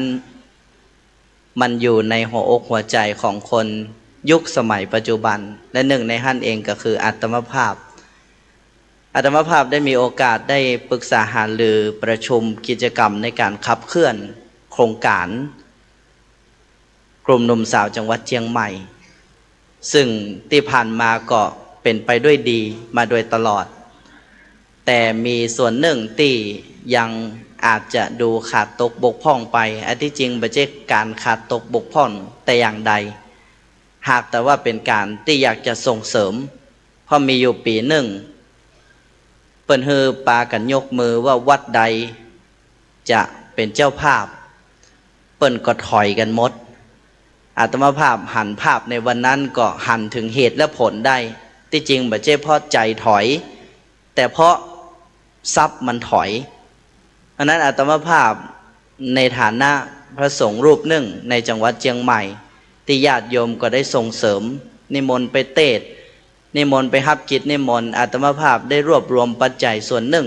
ซึ่งเป็นปัจจัยที่ได้รับความเมตตาจากญาติโยมนิมนต์ไปในกิจต่างๆวันนี้รวมกันแล้วก็ส่วนหนึ่งซึ่งอาตมาภาพก็ตั้งใจอู้กับคณะกรรมการว่าที่ใดก็ตามได้ฮับเป็นเจ้าภาพที่จะจัดกิจกรรมกลุ่มหนุ่มสาวจังหวัดเชียงใหม่ในนามของกลุ่มหนุ่มสาวจังหวัดเชียงใหม่จะสมทบค่าสถานที่และอื่นๆสถานที่ละ 3,000 บาทอันนี้เบื้องต้นเพราะฉะนั้นปีนี้อาตมาภาพแหกเอาปีแรกแต่ก็ตั้งใจว่าทุกๆปีจะพยายามส่งเสริมและทำให้ได้ทีนี้อยากจะขอแลกญาติโยมทุกคนทุกท่านว่าขอท่านทั้งหลายก็อย่าได้ท้อเมื่อเฮาทั้งสองฝ่ายคือศาสนาจักรด้วยอาณาจักรด้วยเฮาบ่ได้ย่อท้อแล้วก็เฮาจะเดินไปด้วยกันเพราะฉะนั้นขอญาติโยมทุกคนทุกท่านหมู่บ้านทุกหมู่บ้านทุกอำเภอที่มาร่วมในวันนี้ขอท่านทั้งหลายได้ไปประกาศไปแจ้งในกลุ่มว่าเฮาจะบ่ถอยและจะบ่ท้อและอย่างหนึ่งอาตมาภาพขอฝากท่านทั้งหลายที่มีหน้าที่ทุกหน้าที่อยู่ในเวลานี้อาตมาภาพขอเชิญชวนท่านทั้งหลายได้จวนลูกจวนหลานหรือจวนคนที่มีความรู้จะเป็นลูกเป็นหลานท่านทั้งหลายก็ได้หมายความว่าเตรียมไว้วันหนึ่งที่เฮาบ่ไหวแต่ยังจะมีไม้สืบไม้ต่อของเฮาอยู่อย่างวันนี้ด้วยความรักต่อหลวงพ่อท่านพระครูรัตนะก็อู้ตอนหน้าหลวงพ่อเลยว่าวันหนึ่งถ้าหลวงพ่อจะต้องเป็นอะไรอย่างไปกับผมเองก็จะได้ขอโอกาสทำหน้าที่นั้นๆนะอย่างน้อยๆหลวงพ่อเองก็จะได้ภาคภูมิใจว่าสิ่งที่หลวงพ่อได้นำทำมานั้นไม่ได้หายสูญไปไหนเลยนั่นอาตมาภาพในนามคณะสงฆ์จังหวัดเชียงใหม่ขออนุโมทนาญาติโยมสาธุชนหมู่เฮาทุกคนทุกท่านขอท่านให้ตั้งใจช่วยกันประคับประคองรักษาพุทธธรรมของพระสัมมาสัมพุทธเจ้ารักษาอายุพระพุทธศาสนาฮืดถลาบต่อเต้า 5,000 ปีสืบไปหน้าขอเจริญพรครับกล่าวขอกราบเมตตาธรรมของท่านอาจารย์พระครูประหลัดธินวัตรญาณสิทธิวาทีวันนี้นำเอาปัจจัยมามอบเพื่อวัดที่เป็นเจ้าภาพที่บ่ได้มอบที่มอบไปแล้วก็มอบไปแล้ว2 วัดขอเชิญวัดบกคงน้อยครับออกมาเลยนะครับโต้ยกันมาวัดป่าเหี่ยวสันกำแพงโต้ยกันมาแถมวัดบ้านแปะอยู่ไกลเหลือเปิ่นเนอะวันนั้นก็ไปและวัดบกโคกหลวงติดตามโดยพุทธสถานอาจารย์พณีอีว่าครับเชิญอาจารย์พณีครับนะครับวัดศรีมารามวัดท่านพระครูพิสิทธิ์ธรรมากรเจ้าคณะตำบลสันกลางสันกำแพงวัดเวรุวันอำเภอสระพีและประธานกลุ่มสาวจังหวัดเชียงใหม่โหอันนี้มันได้อย่างไรมันมีวัดกันประธานกลุ่มสาวจังหวัดเชียงใหม่ก็ได้พิเศษอยู่นะครับ เชิญนะครับ วัดบุกโคงน้อย วัดไปเหี่ยวสันกำแพงวัดบ้านแปะวัดบุกโคกหลวง พุทธสถาน วัดศรีมาราม วัดเวลุวัน และประธานกลุ่มสาวจังหวัดเชียงใหม่ วัดละ3,000 บาท 3,000 บาทไหว้สาขอบพระคุณในเมตตาธรรมของท่านอาจารย์พระครูปรัตตินวัฒน์ญาณสิทธิวาทีนักเทศรางวัลธรรมมาศทองโอ้วันนั้นไปเทศราปีใส่กันลงใส่กาบม้วนเข็มตกเล่มก็ได้ยินดักกันหมดนะครับกราบพระคุณท่านพระคุณท่านนะครับแล้วสินหน้านี้มาที่พุทธสถานก็เป็นรายการของวัดยางกวงย้ายมานี่นะครับเนอะมาร่วมกันจากนี้เข้าสู่รายการสดับพระธรรมเทศนาเชิญอาจารย์ดุสิตครับ ธรรมาจโรกาธิปติสหัมปติกัดอัญจะเลอันทิวะลังอะยาจาทะสันติทะสตปรชาขชาติกาเตเสตุธรรมังอนุกัมปิมังปัจจังนะโมตัสสะภะคะวะโตอะระหะโตสัมมาสัมพุทธัสสะนะโมตัสสะภะคะวะโตอะระหะโตสัมมาสัมพุทธัสสะนะโมตัสสะภะคะวะโตอะระหะโตสัมมาสัมพุทธัสสะเปตานังทักขินังทัชชาปุเพกตะมนุสรันติณบัดนี้จะได้แสดงพระธรรมเทศนาทักษิณานุปทานกถาพรรณนาเรื่องของการทำบุญอุทิศคือแก่ผู้ล่วงลับดับขันไปแล้วซึ่งเป็นพระสัทธรรมคำสอนขององค์พระชินวรสมเด็จพระสัมมาสัมพุทธเจ้าเพื่อฉลองกุศลจิตกุศลศรัทธาของบรรดาท่านสาธุชนพุทธบริษัททั้งคฤหัสถ์และบรรพชิตซึ่งได้พร้อมใจกันมาบำเพ็ญทักษิณานุปทานกิจคือการทำบุญอุทิศให้แก่ผู้ล่วงลับดับขันไปแล้วเนื่องจากวันนี้เป็นวันเดือนประเพณี12 เพ็งดังที่เราท่านทั้งหลายได้รู้ว่าในช่วงเทศกาลเข้าพรรษานั้นรายการรถด่วนขบวนพิเศษของกลุ่มหนุ่มสาวจังหวัดเชียงใหม่พร้อมด้วยภาคีทุกภาคส่วนทุกองค์กรก็จัดให้มีการฟังเทศน์ฟังธรรมตลอดเข้าพรรษาแต่เมื่อถึงเวลาคือวันเดือน12 เพ็งซึ่งวันนี้ก็จะมาที่พุทธสถานเพื่อจัดงานอย่างหนึ่งใจคำว่าวันกตัญญูทุกปีก็จะเป็นอย่างนี้ในวันนี้ฝ่ายพระเจ้าพระสงฆ์ได้รับเมตตาธรรมอย่างสูงยิ่งจากท่านพระเดชพระคุณหลวงพ่อพระเทพปริยัติที่ปรึกษาเจ้าคณะภาค7วัด7 ยอดพระอารามหลวงเป็นเก้าเป็นประธานนอกจากนั้นก็มีพระมหาเถระมีหลวงพ่อท่านเจ้าคุณพระภาวนาธรรมาภิรัตน์เจ้าคณะอำเภอเมืองเป็นต้นฝ่ายคฤหัสถ์ญาติโยมได้รับเกียรติอย่างดียิ่งจากท่านสวัสดิ์ศรีสุวรรณดีอดีตผู้ตรวจการราชการกระทรวงมหาดไทยเป็นประธานในวันนี้นอกจากนั้นก็มีศรัทธาญาติโยมแขกท่านผู้มีเกียรติทั้งหลายซึ่งอยู่ในเครือข่ายภาคีของกลุ่มหนุ่มสาวจังหวัดเชียงใหม่เฮาเข้าพรรษามาศีลนี้ถือได้ว่าเข้าพรรษามาได้2 เดือนแถม1 เดือนเฮาก็จะออกพรรษาทุกวันพระทุกศีลเฮาท่านทั้งหลายนั้นก็จะไปฟังเทศน์ฟังธรรมตามปกติที่เฮาท่านทั้งหลายนั้นได้ประพฤติปฏิบัติกันมา เมื่อตะกี้เราได้ฟังโอวาทธรรมสัมโมทนิยกถาของท่านพระเดชพระคุณหลวงพ่อพระเทพปริยัติหลวงพ่อได้บอกไว้ว่าบุคคลที่หาได้ยากนั้นมีอยู่สองอย่างอันนี้เป็นคำสอนขององค์สมเด็จพระสัมมาสัมพุทธเจ้าอันที่หนึ่งก็คือคนที่ทำอุปการะก่อน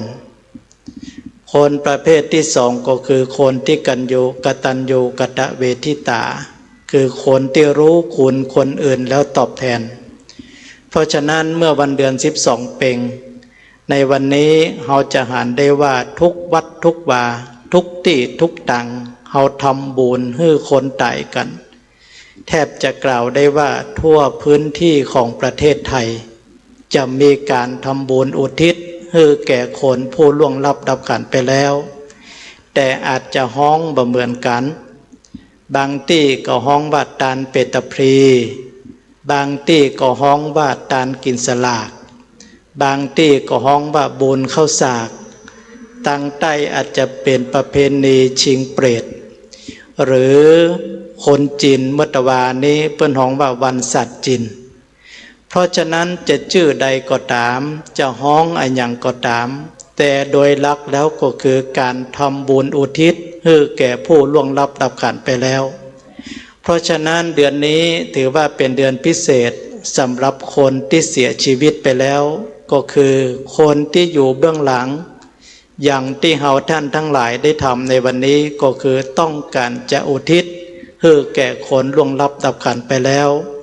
ดังคาถาที่อาตมาภาพใช้ขึ้นวันนี้ว่าเปตานังทักขินังทัชชาปุเพกตะมนุสรังแปลเป็นภาษาไทยได้ใจความว่าคนที่อยู่เบื้องหลังนึกถึงอุปการะคุณที่ท่านทำไว้ก่อนจึงปากันทำบุญทักษิณานุปทานไปฮือประโยชน์จากการทำบุญทักษิณานุปทานนั้นก็คือหมายถึงการทำบุญอุทิศให้แก่ผู้ล่วงลับดับขันไปแล้วก่อนที่จะอู้ถึงประโยชน์นั้นอาตมาภาพอยากจะเล่านิทานขึ้นต้นมากับเล่านิทานก่อนเนาะว่าต้นเขาต้นเหตุของการทำบุญทักษิณานุปทานนั้นมันมาจากไหนส่วนมากเขาก็จะฮู้กันว่ามาจากเรื่องของเปรตพระเจ้าพิมพิสาร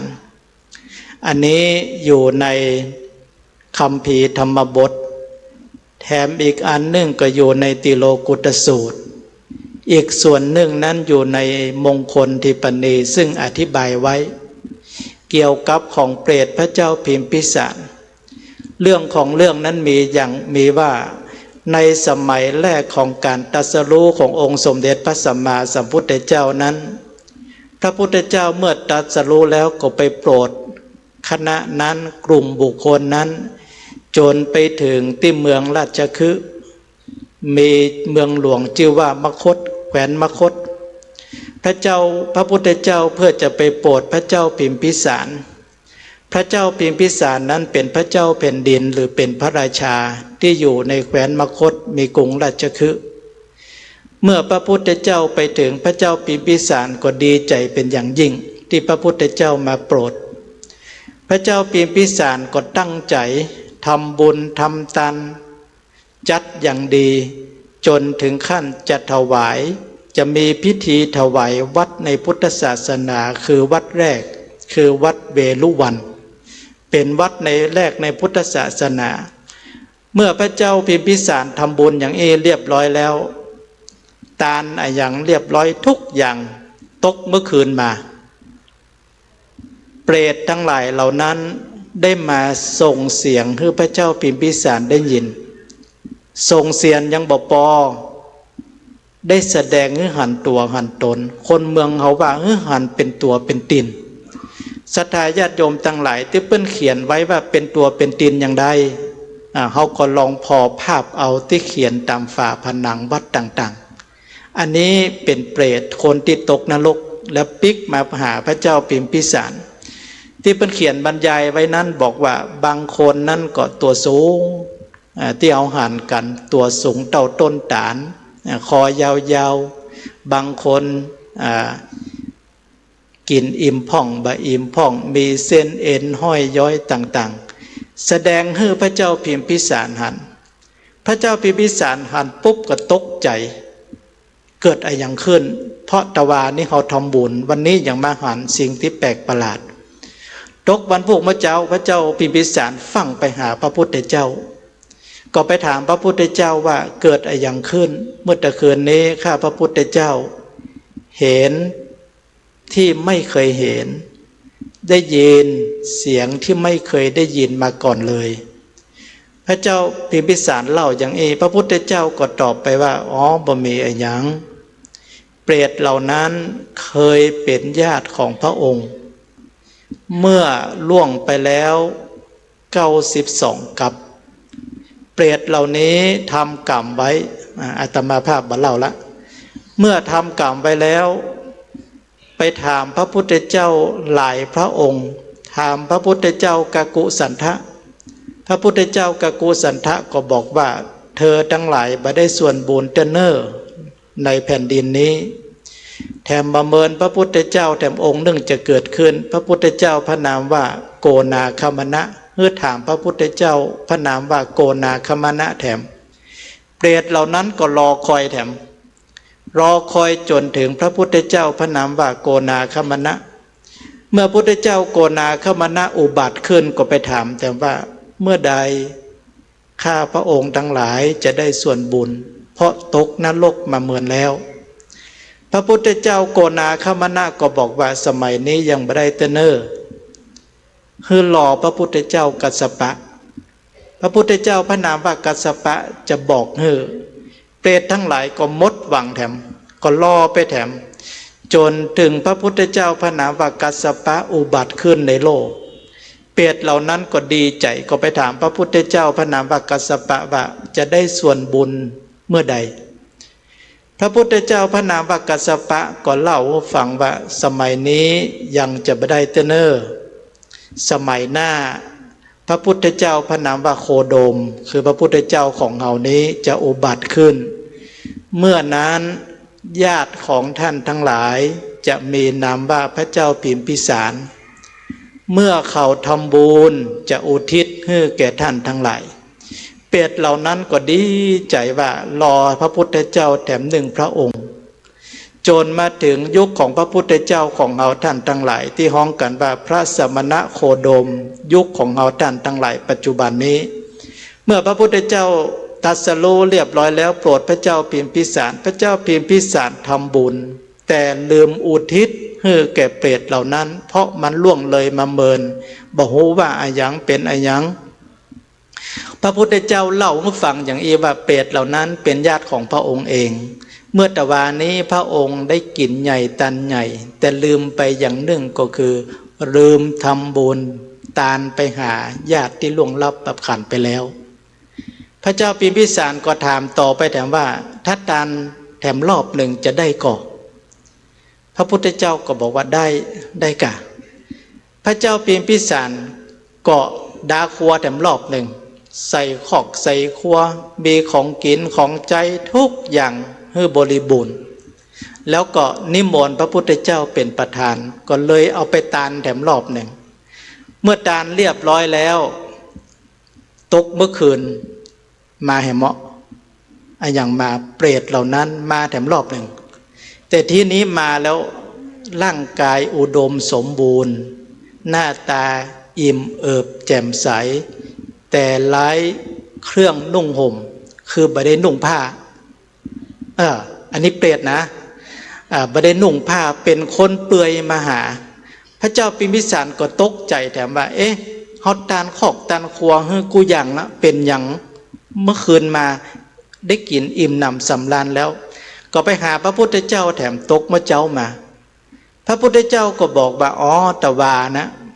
ทำบุญตานให้กูอย่างหมดแล้วแต่ขาดอย่างหนึ่งขาดผ้าไตรบ่ได้ตานผ้าไตรลืมตานผ้าพระเจ้าพิมพิสารก็เลยบ่ายอันขอแถมรอบหนึ่งก็เลยตานให้กูอย่างตานตึงพัดตมผ้าไตรตานให้มันครบกูอย่างยังดีบอกว่าเขาได้ตู้เย็นนะอันนี้บอกว่าเขาได้ผ้าไตรก็เลยตานผ้าไตรให้เมื่อเปรตเหล่านั้นได้ครบกูอย่างแล้ว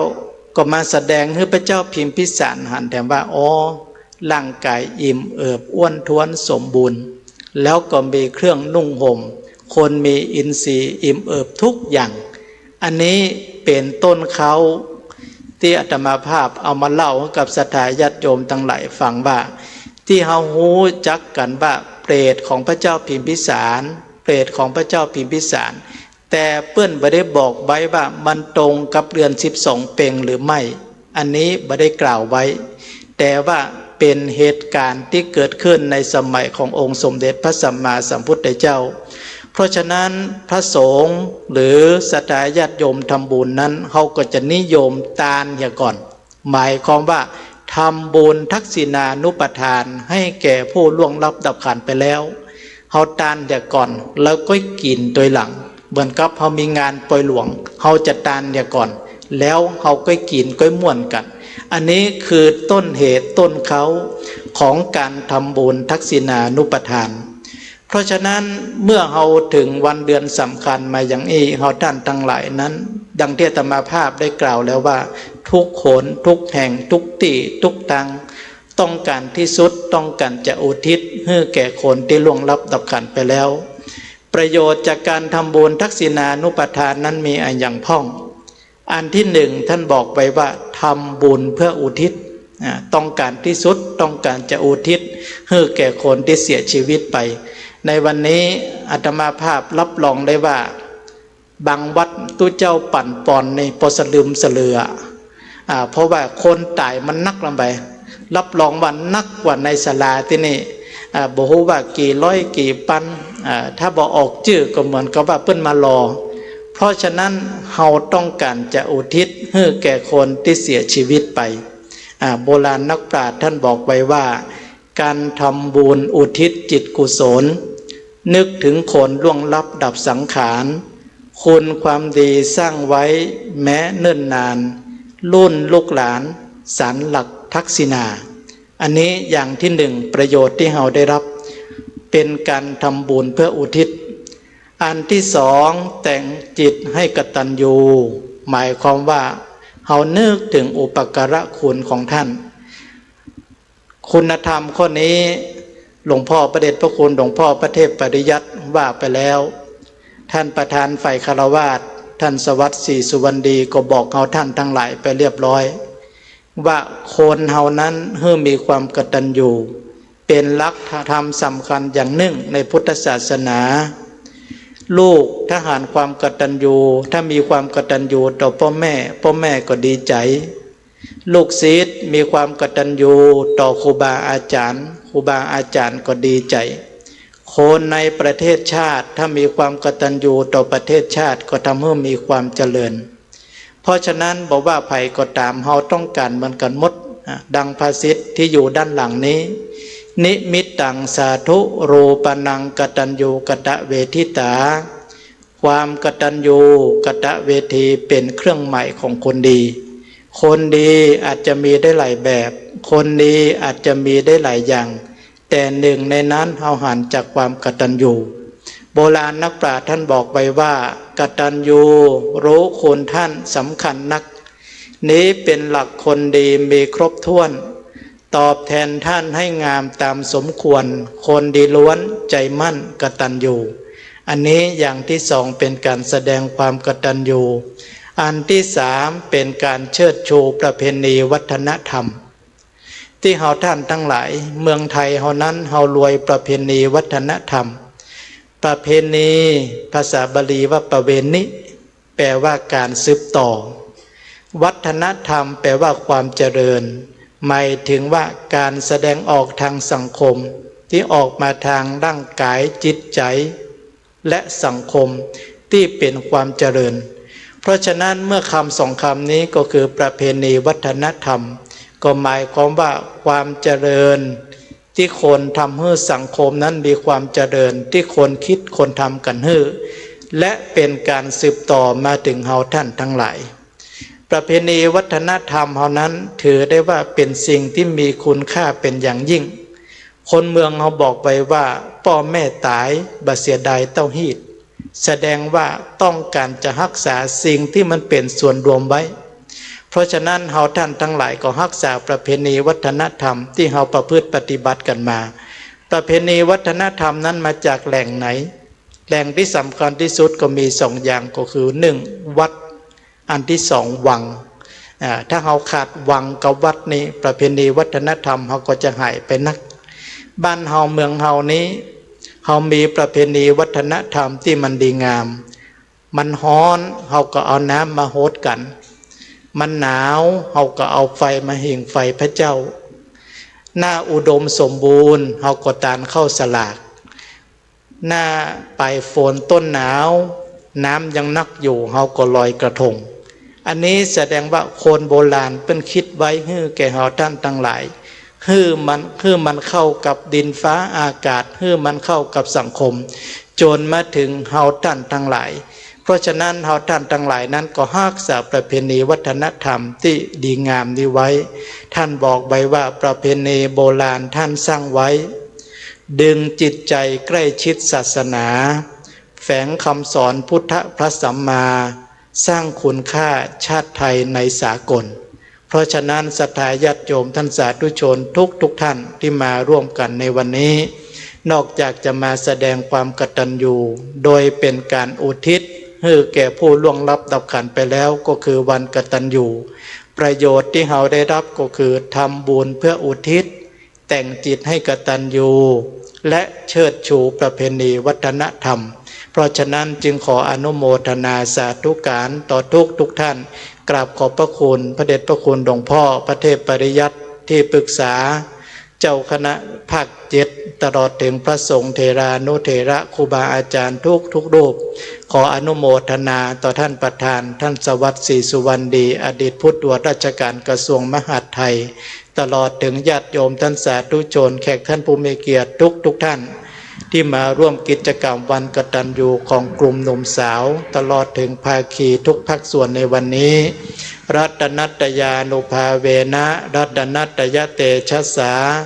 ด้วยเดชอนุภาพแห่งคุณพระศรีรัตนตรัยของทุกท่านจงเจริญด้วยอายุวันนะสุขภละ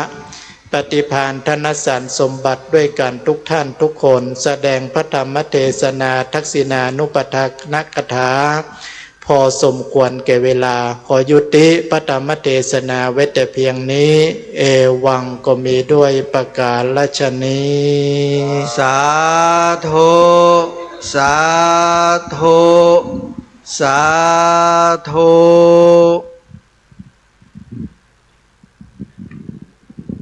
ท่านสาธุชนได้สดับตรับฟังพระธรรมเทศนาจบลงไปร่มบารมีของท่านอาจารย์พระมหาดวงรัตน์ทิตะรัตโนปริยนธรรม9ประโยควัดบุพารามเจ้าคณะอำเภออมก๋อยนะครับเมตตาเทศนาจบลงจากนี้จะได้ถวายปัจจัยทายธรรมปูจากันเทศแด่ท่านพระคุณเจ้าตามแบบเบาโบราณล้านนาก่อนจะถวายถึงพระสงฆ์องค์เจ้าจะต้องถวายเป็นพุทธปูจาก่อนถวายกันพระพุทธขอรับเกียรติจากท่านมานิตขันธสีมานายกโยพุทธิกสมาคมจังหวัดเชียงใหม่นะครับได้เข้าถวายเป็นพุทธปูจาอาจารย์มานิตยกประเคนเฮาทั้งหลายสาธุการเนอดังสาธุสาธุสาธุสำหรับปัจจัยไทยธรรมปูจากันเทศก็มีเจ้าภาพก็คือท่านชัยฤทธิ์อาจารย์นพวรรณวรรณประภาท่านชัยฤทธิ์เป็นประธานมูลนิธิพุทธสมาคมจังหวัดเชียงใหม่ขอเรียนเชิญท่านชัยฤทธิ์และอาจารย์นพวรรณวรรณประภากู้สร้างกู้สมกู้ศีลกู้ธรรมได้ถวายรวมกันนะครับเนอะเป็นบุญเป็นบารมีแท้ๆนะครับครับเชิญครับ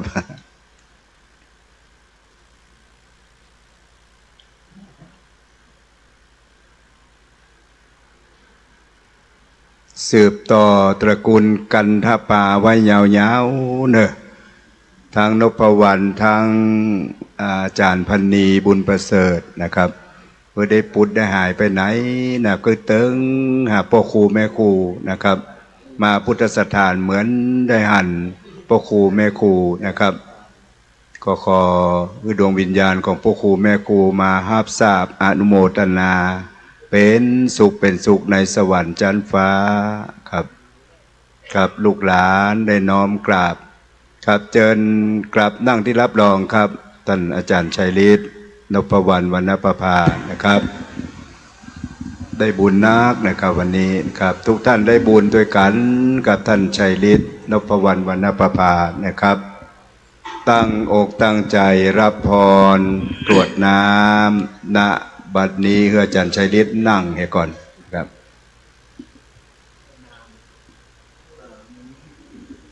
ในนามมูลนิธิพุทธสมาคมนะครับ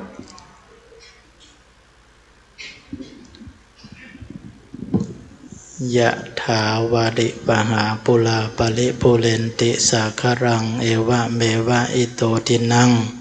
เปตนังอุปกัปปติอิจิตังปฏิตังตุมังคิปะเมวะสมิจฉตุสเปปุเรนตุสังกปาจันโทปนะดะโสยะถามณิโชติละโสยะถาโสยติธัมโมจะอายังนิทัสสิโตเปตนะปูชาจักตาอุราราภรัญจะภิกขุนามนุปตินังตุมเมหิปุญญังปสุตังอนัปปกันติสปีติโยวิวัจจันตุ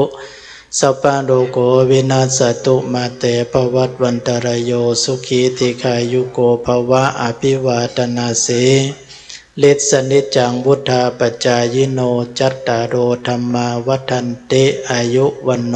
สุขังปะลา สาธุสาธุสาธุ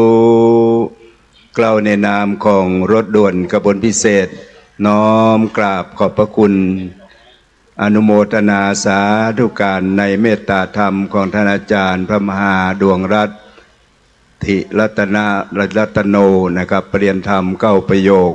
ท่านเจ้าเป็นเจ้าคณะอำเภออมก๋อยนะครับเจ้าวาดวัดบุพารามเมตตาธรรมท่านเจ้ามาเทศนาวันนี้กราบขอบพระคุณเป็นอย่างสูงยิ่งนะครับครับสำหรับวันนี้นะครับร่วมกันบริจาคหลายอันหลายอย่างตั้งแต่ทุนการศึกษาต่อปนาธรรมะได้ 6,850 บาทกราบขอบพระคุณยอดบริจาครวมน้ำใจสู่ยอดดอยได้ 4,800 บาทขอบคุณยอดบริจาควารสารช่วยกันอ่านช่วยกันพิมพ์ได้ 3,910 บาทยอดกันเทศวันนี้ได้ถึงโมดกัน1,2,660 บาทพยเตือมเมื่อมันเป็น120,000ก็เตือมเนอะครับยังบ่ปิดบัญชีเตือครับ1,2,660 บาทนะครับก็บ่มีการมอบแล้วเนาะครับขออ่านรายนามรายชื่อที่มาร่วมวันนี้เตื้อบ่ได้อ่านเพื่อกอกท้วงมานะครับอำเภอเมืองมีวัดลังกาบุคกหลวงหนองปลาข้างสีสุพรรณป่าตานฝ่ายหินหนองบวกส้มชมรมอนุรักษ์วัฒนธรรมประเพณีชมรมลูกเสือชาวบ้านชมสวัสดิ์ช่างเคียนเมืองลางบกคงน้อยกูคำหัวฝ่ายดอนจันชุมชนหนองเซ้งต้ากระดาษสันปะคอยเมืองกายสีบัวเงินต้าสตอย7ยอดสันทรายต้นกอก4โซดาป่าเป้าในชุมชนเทียมพรอำเภอสระปีวัดเบลุวันกับวัดแสนหลวงอำเภอสันทรายวัดแม่แกดน้อยวัดวิเวกบรรณารามวัดสันทรายมูลอำเภอแม่แตงกำแพงมีวัดป่าเหววัดสันปะแดงวัดสีมารามอำเภอแม่ริมมีวัดโสพนารามอำเภอดอยสะเก็ดมีวัดพระบาทปางแฟนอำเภอหางดงมีวัดอรัญญาวาสบ้านปงอำเภอแม่แตงบ่มีครับอำเภอจอมตองมีวัดบ้านแปะนะครับและก็แม่แพงเมืองป้าวแถมวัดหนึ่งนะครับโอกาสนี้ขอเรียนเชิญท่านอาจารย์มานิตขันธสีมาได้กล่าวขอบคุณท่านผู้มีเกียรติต่างหลายในฐานะเป็นเจ้าของสถานที่เป็นทุเจ้าหลวงวัดวัดพุทธสถานนะครับ ความจริงเจ้าของสถานที่ต้องได้รับขอบคุณจากคนจัดงานวันนี้นะครับ แต่กับบังคับผู้เจ้าของสถานที่ขอบคุณครับขอบคุณครับกราบนมัสการพระเดชพระคุณเจ้าพระเทพปริยัติที่ปรึกษาเจ้าคณะภาค7พระเถรานุเถระทุกรูปท่านสวัสดีสุวรรณดีครับท่านเจ้าสุจิตรุ่งเรืองศรีณเชียงใหม่ที่คือเกียรติมาในวันนี้ท่านสุนทรยามศรีและก็แหบหลายท่านครับแล้วก็พุทธศาสนิกชนทุกท่านในวันนี้ก็ต้องขอบคุณนะครับที่ได้มาร่วมกันจัดงานวันกตัญญูซึ่งปีนี้ถือว่าเป็นครั้งที่49แล้วหลังจากที่พุทธสมาคมจังหวัดเชียงใหม่ไปรับนโยบายจากการประชุมพุทธสมาคมทั่วประเทศนะครับปีนี้เป็นปีที่49นะครับเนาะก็อายุยืนยาวมาพอสมควรของกลุ่มสาวนั้นฟังเทศเป็นปีที่56นะครับก็ต้องขอกราบขอบคุณสำหรับศีลหน้าเดิมว่าจะใช้สถานที่ที่อนุสาวรีย์สามกษัตริย์พระเดชพระคุณเจ้าหลวงพ่อวัดยางกวงปิกแล้วเนาะอันผมก็ลวดประกาศแตนศีลหน้าบรรจันมาใช้ที่พุทธสถานอย่างเก่านะครับแล้วก็หวังว่าวันจันทร์หน้าอากาศจะบ่ฮ้อนอย่างอีล้ำเหลือนะครับวันนี้จะฮ้อนไปหน่อยพัดลมก็เตรียมไว้ทั้งหมด8ตัว9ตัวก่อนนะครับแต่ก็ยังฮ้อนอยู่ต้องขอสุมาภัยเพื่อฐานยังขาดที่จะอย่างแหมหลายอย่างที่จะพัฒนาท่านก็จะสังเกตทันว่าฝ้าเพดานตั้งแต่แผ่นดินไหวก็ยังบ่ได้ซ่อมแต่นะครับหลังคาก็หัวอยู่ก็กำลังเสาะทุนบ่ได้เสาะทุนกับหลวงพ่อวัดยางกวงนะครับท่านจะเมตตามาบูรณะคือ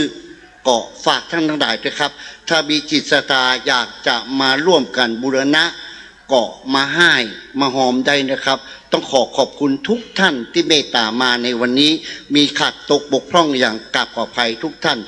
ปิกบ้านโดยสวัสดีทุกท่านครับขอบคุณครับ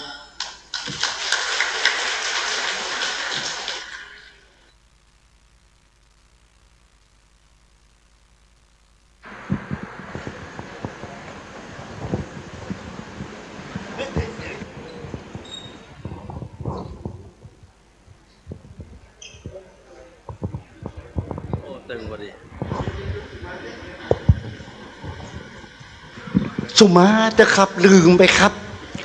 ผ้าดอกไม้หน้าเวทีทั้งหมดนี้พุทธสถานเชียงใหม่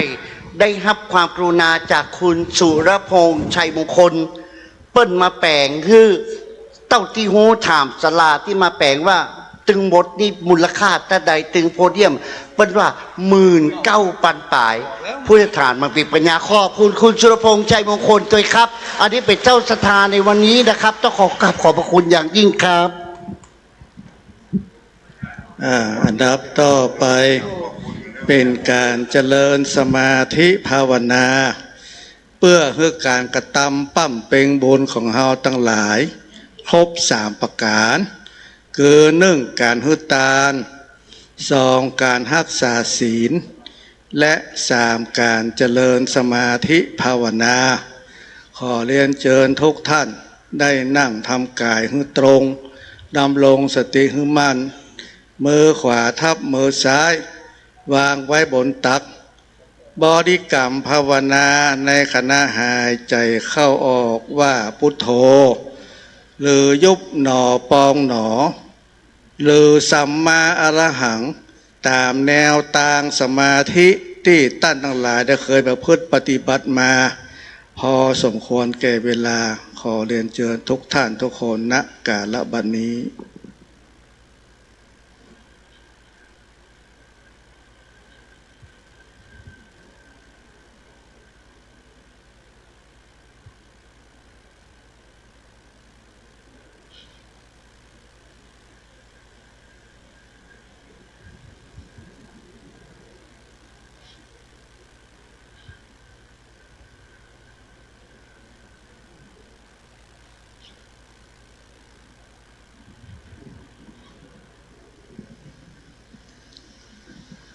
สมควรแก่เวลา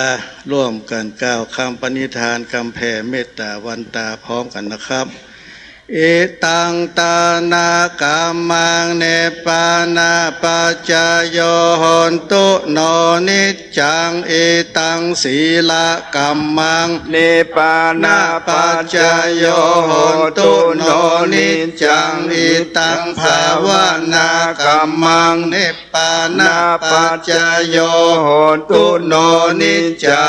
ง ยังกินจิกุสลังกัตตปังกัมมัง สัพเพหิกาเตหิกาตังปุญญังโนอนุโมทันตุสุนันตุผลโตเยเตวะอัสสมิงทานเนอาติกาตาติกายุกาสัตตาโหนตุ สัพพะ สัตตานังสุขีอัตตานังปาลิหาลันตุมาตาปิตาสุขิตาโหนตุ ทุกขปะ ปามุนจันตุสัพเพยาตากาสุขิตาโหนตุตุขปามุนจันตุสัพเพอายาตากา สุขิตาโหนตุทุ ตุ กข ขาปามุนจันตุสัพเพปิสาสัพเพยัคขาสัพเพเปตาสุขิตาโหนตุตุขาปามุนจันตุสัพเพนาคาตาสุขิตาโหนตุตุขาปามุนจันตุสัพเพเทวาสุขิตาโหนตุตุขาปามุนจันตุสัพเพอาจาริโยปัสสายาสุขิตาโหนตุตุขาปามุนจันตุ สัพพะสัมป ปฏินังสามิจันตุโว พุทโธมัง กาลาสัมพุทโธสัมพุทโธทิปาตุตตโมพุทธามังกาลามากัมมาสัพพะทุกขา ปะมน จาเลธัมโมมังกาลาสัมพุทโธคัมภิโลตุตตโสอนุธัมมะมังกาลามากัมมาสัพพะพยาปะมุนจาเลสังโฆมังกาลาสัมพุทโธตักขินายโยอนุตตโลสังฆมัง กาละ มากัมมาสัพพะโลกาปะมุนจาเล วันตามิพุทธังสัพ ปะ พะ เมโตสังฆามาตาเมพันเตวันตามิธัมมังสัพพะเมโตสังฆามาตาเมพันเตวันตามิสังฆังสัพพะเมโตมาตาเมพันเตวันตามิกาลุอุปัชฌาจาริเยสัพพะเมโตสังฆามาตาเมพันเตวันตามิกัมมัฏฐานังสัพพะเมโต สังฆมาทะเมพั พั น นเตวันตามิอาลาเมปัฏฐาสีมายังสัพพังเมโตสังฆามา ทะเม พันเตวันตามิเจติยังสัพพังสัพพะทานเนสุปฏิทิตาสลิลาธาตุ มหา โพธิงพุทธาลูปังสกาลังสัตตานาคาโลเกเตวะโลเกพระมะ โล เกจมปูทิเปลังกาทิเปสลิลาธาตุโยเกสาธาตุโยอะละหัน ตาธา ตุโยเจติยังกันธากุติงจตุลาสิติสหัสเส ธรรม ขันเตสัพเพสังปาตะเจติยังอาหังวันตามิสัพพะโส ต่อไปวันตาพระเขพระคุณหลวงพ่อนะครับ วันตามิ มิ พั พั น นเตสัพพังอปาลาทังคามาตาเมพันเตมยากาตังปุญญังสามินาอนุโมทิตาปังสามินากาตังปุญญัง ไมหั หั ง งตาตะปังสาธุสาธุอนุโมตามิ ยัตตารโอธรรมวัฏันติอายุวันโนสุขังปะลัง สาธุสาธุสาธุ เพื่อเป็นการแสดงถึงความกตัญญูและเทิดทูนสถาบันชาติศาสนาพระมหากษัตริย์ขอเชิญทุกท่านยืนขึ้นนะครับ เนื่องในวันกตัญญูเราทุกผู้ร่วมจิตสนิทสนมเทิดคุณธรรมกตัญญูสู่สังคมให้นิยมทั่วถิ่นแผ่นดินไทยกตัญญูต่อชาติองค์อาจกล้าด้วยการมารักชาติมั่นมิหวั่นไหวกตัญญูต่อศาสนาผาสุขใจด้วยเลื่อมใสประพฤติธรรมพระสัมมากตัญญูต่อพระมหากษัตริย์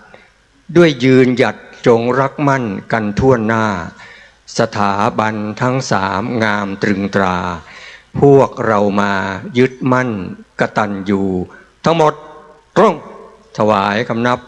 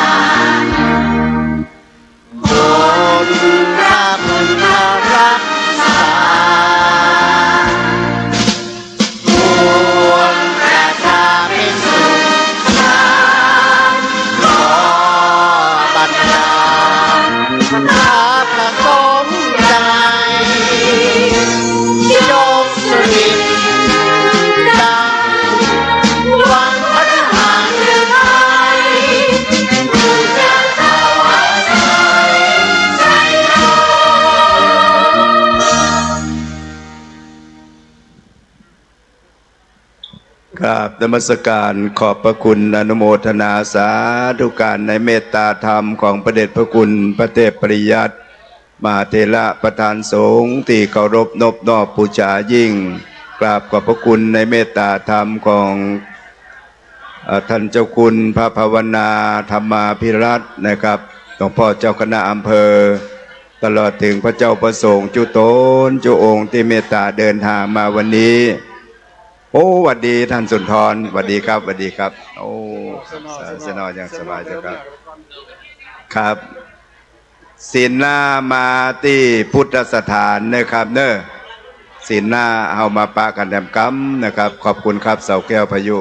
ครับขอบคุณทุกท่านนะครับ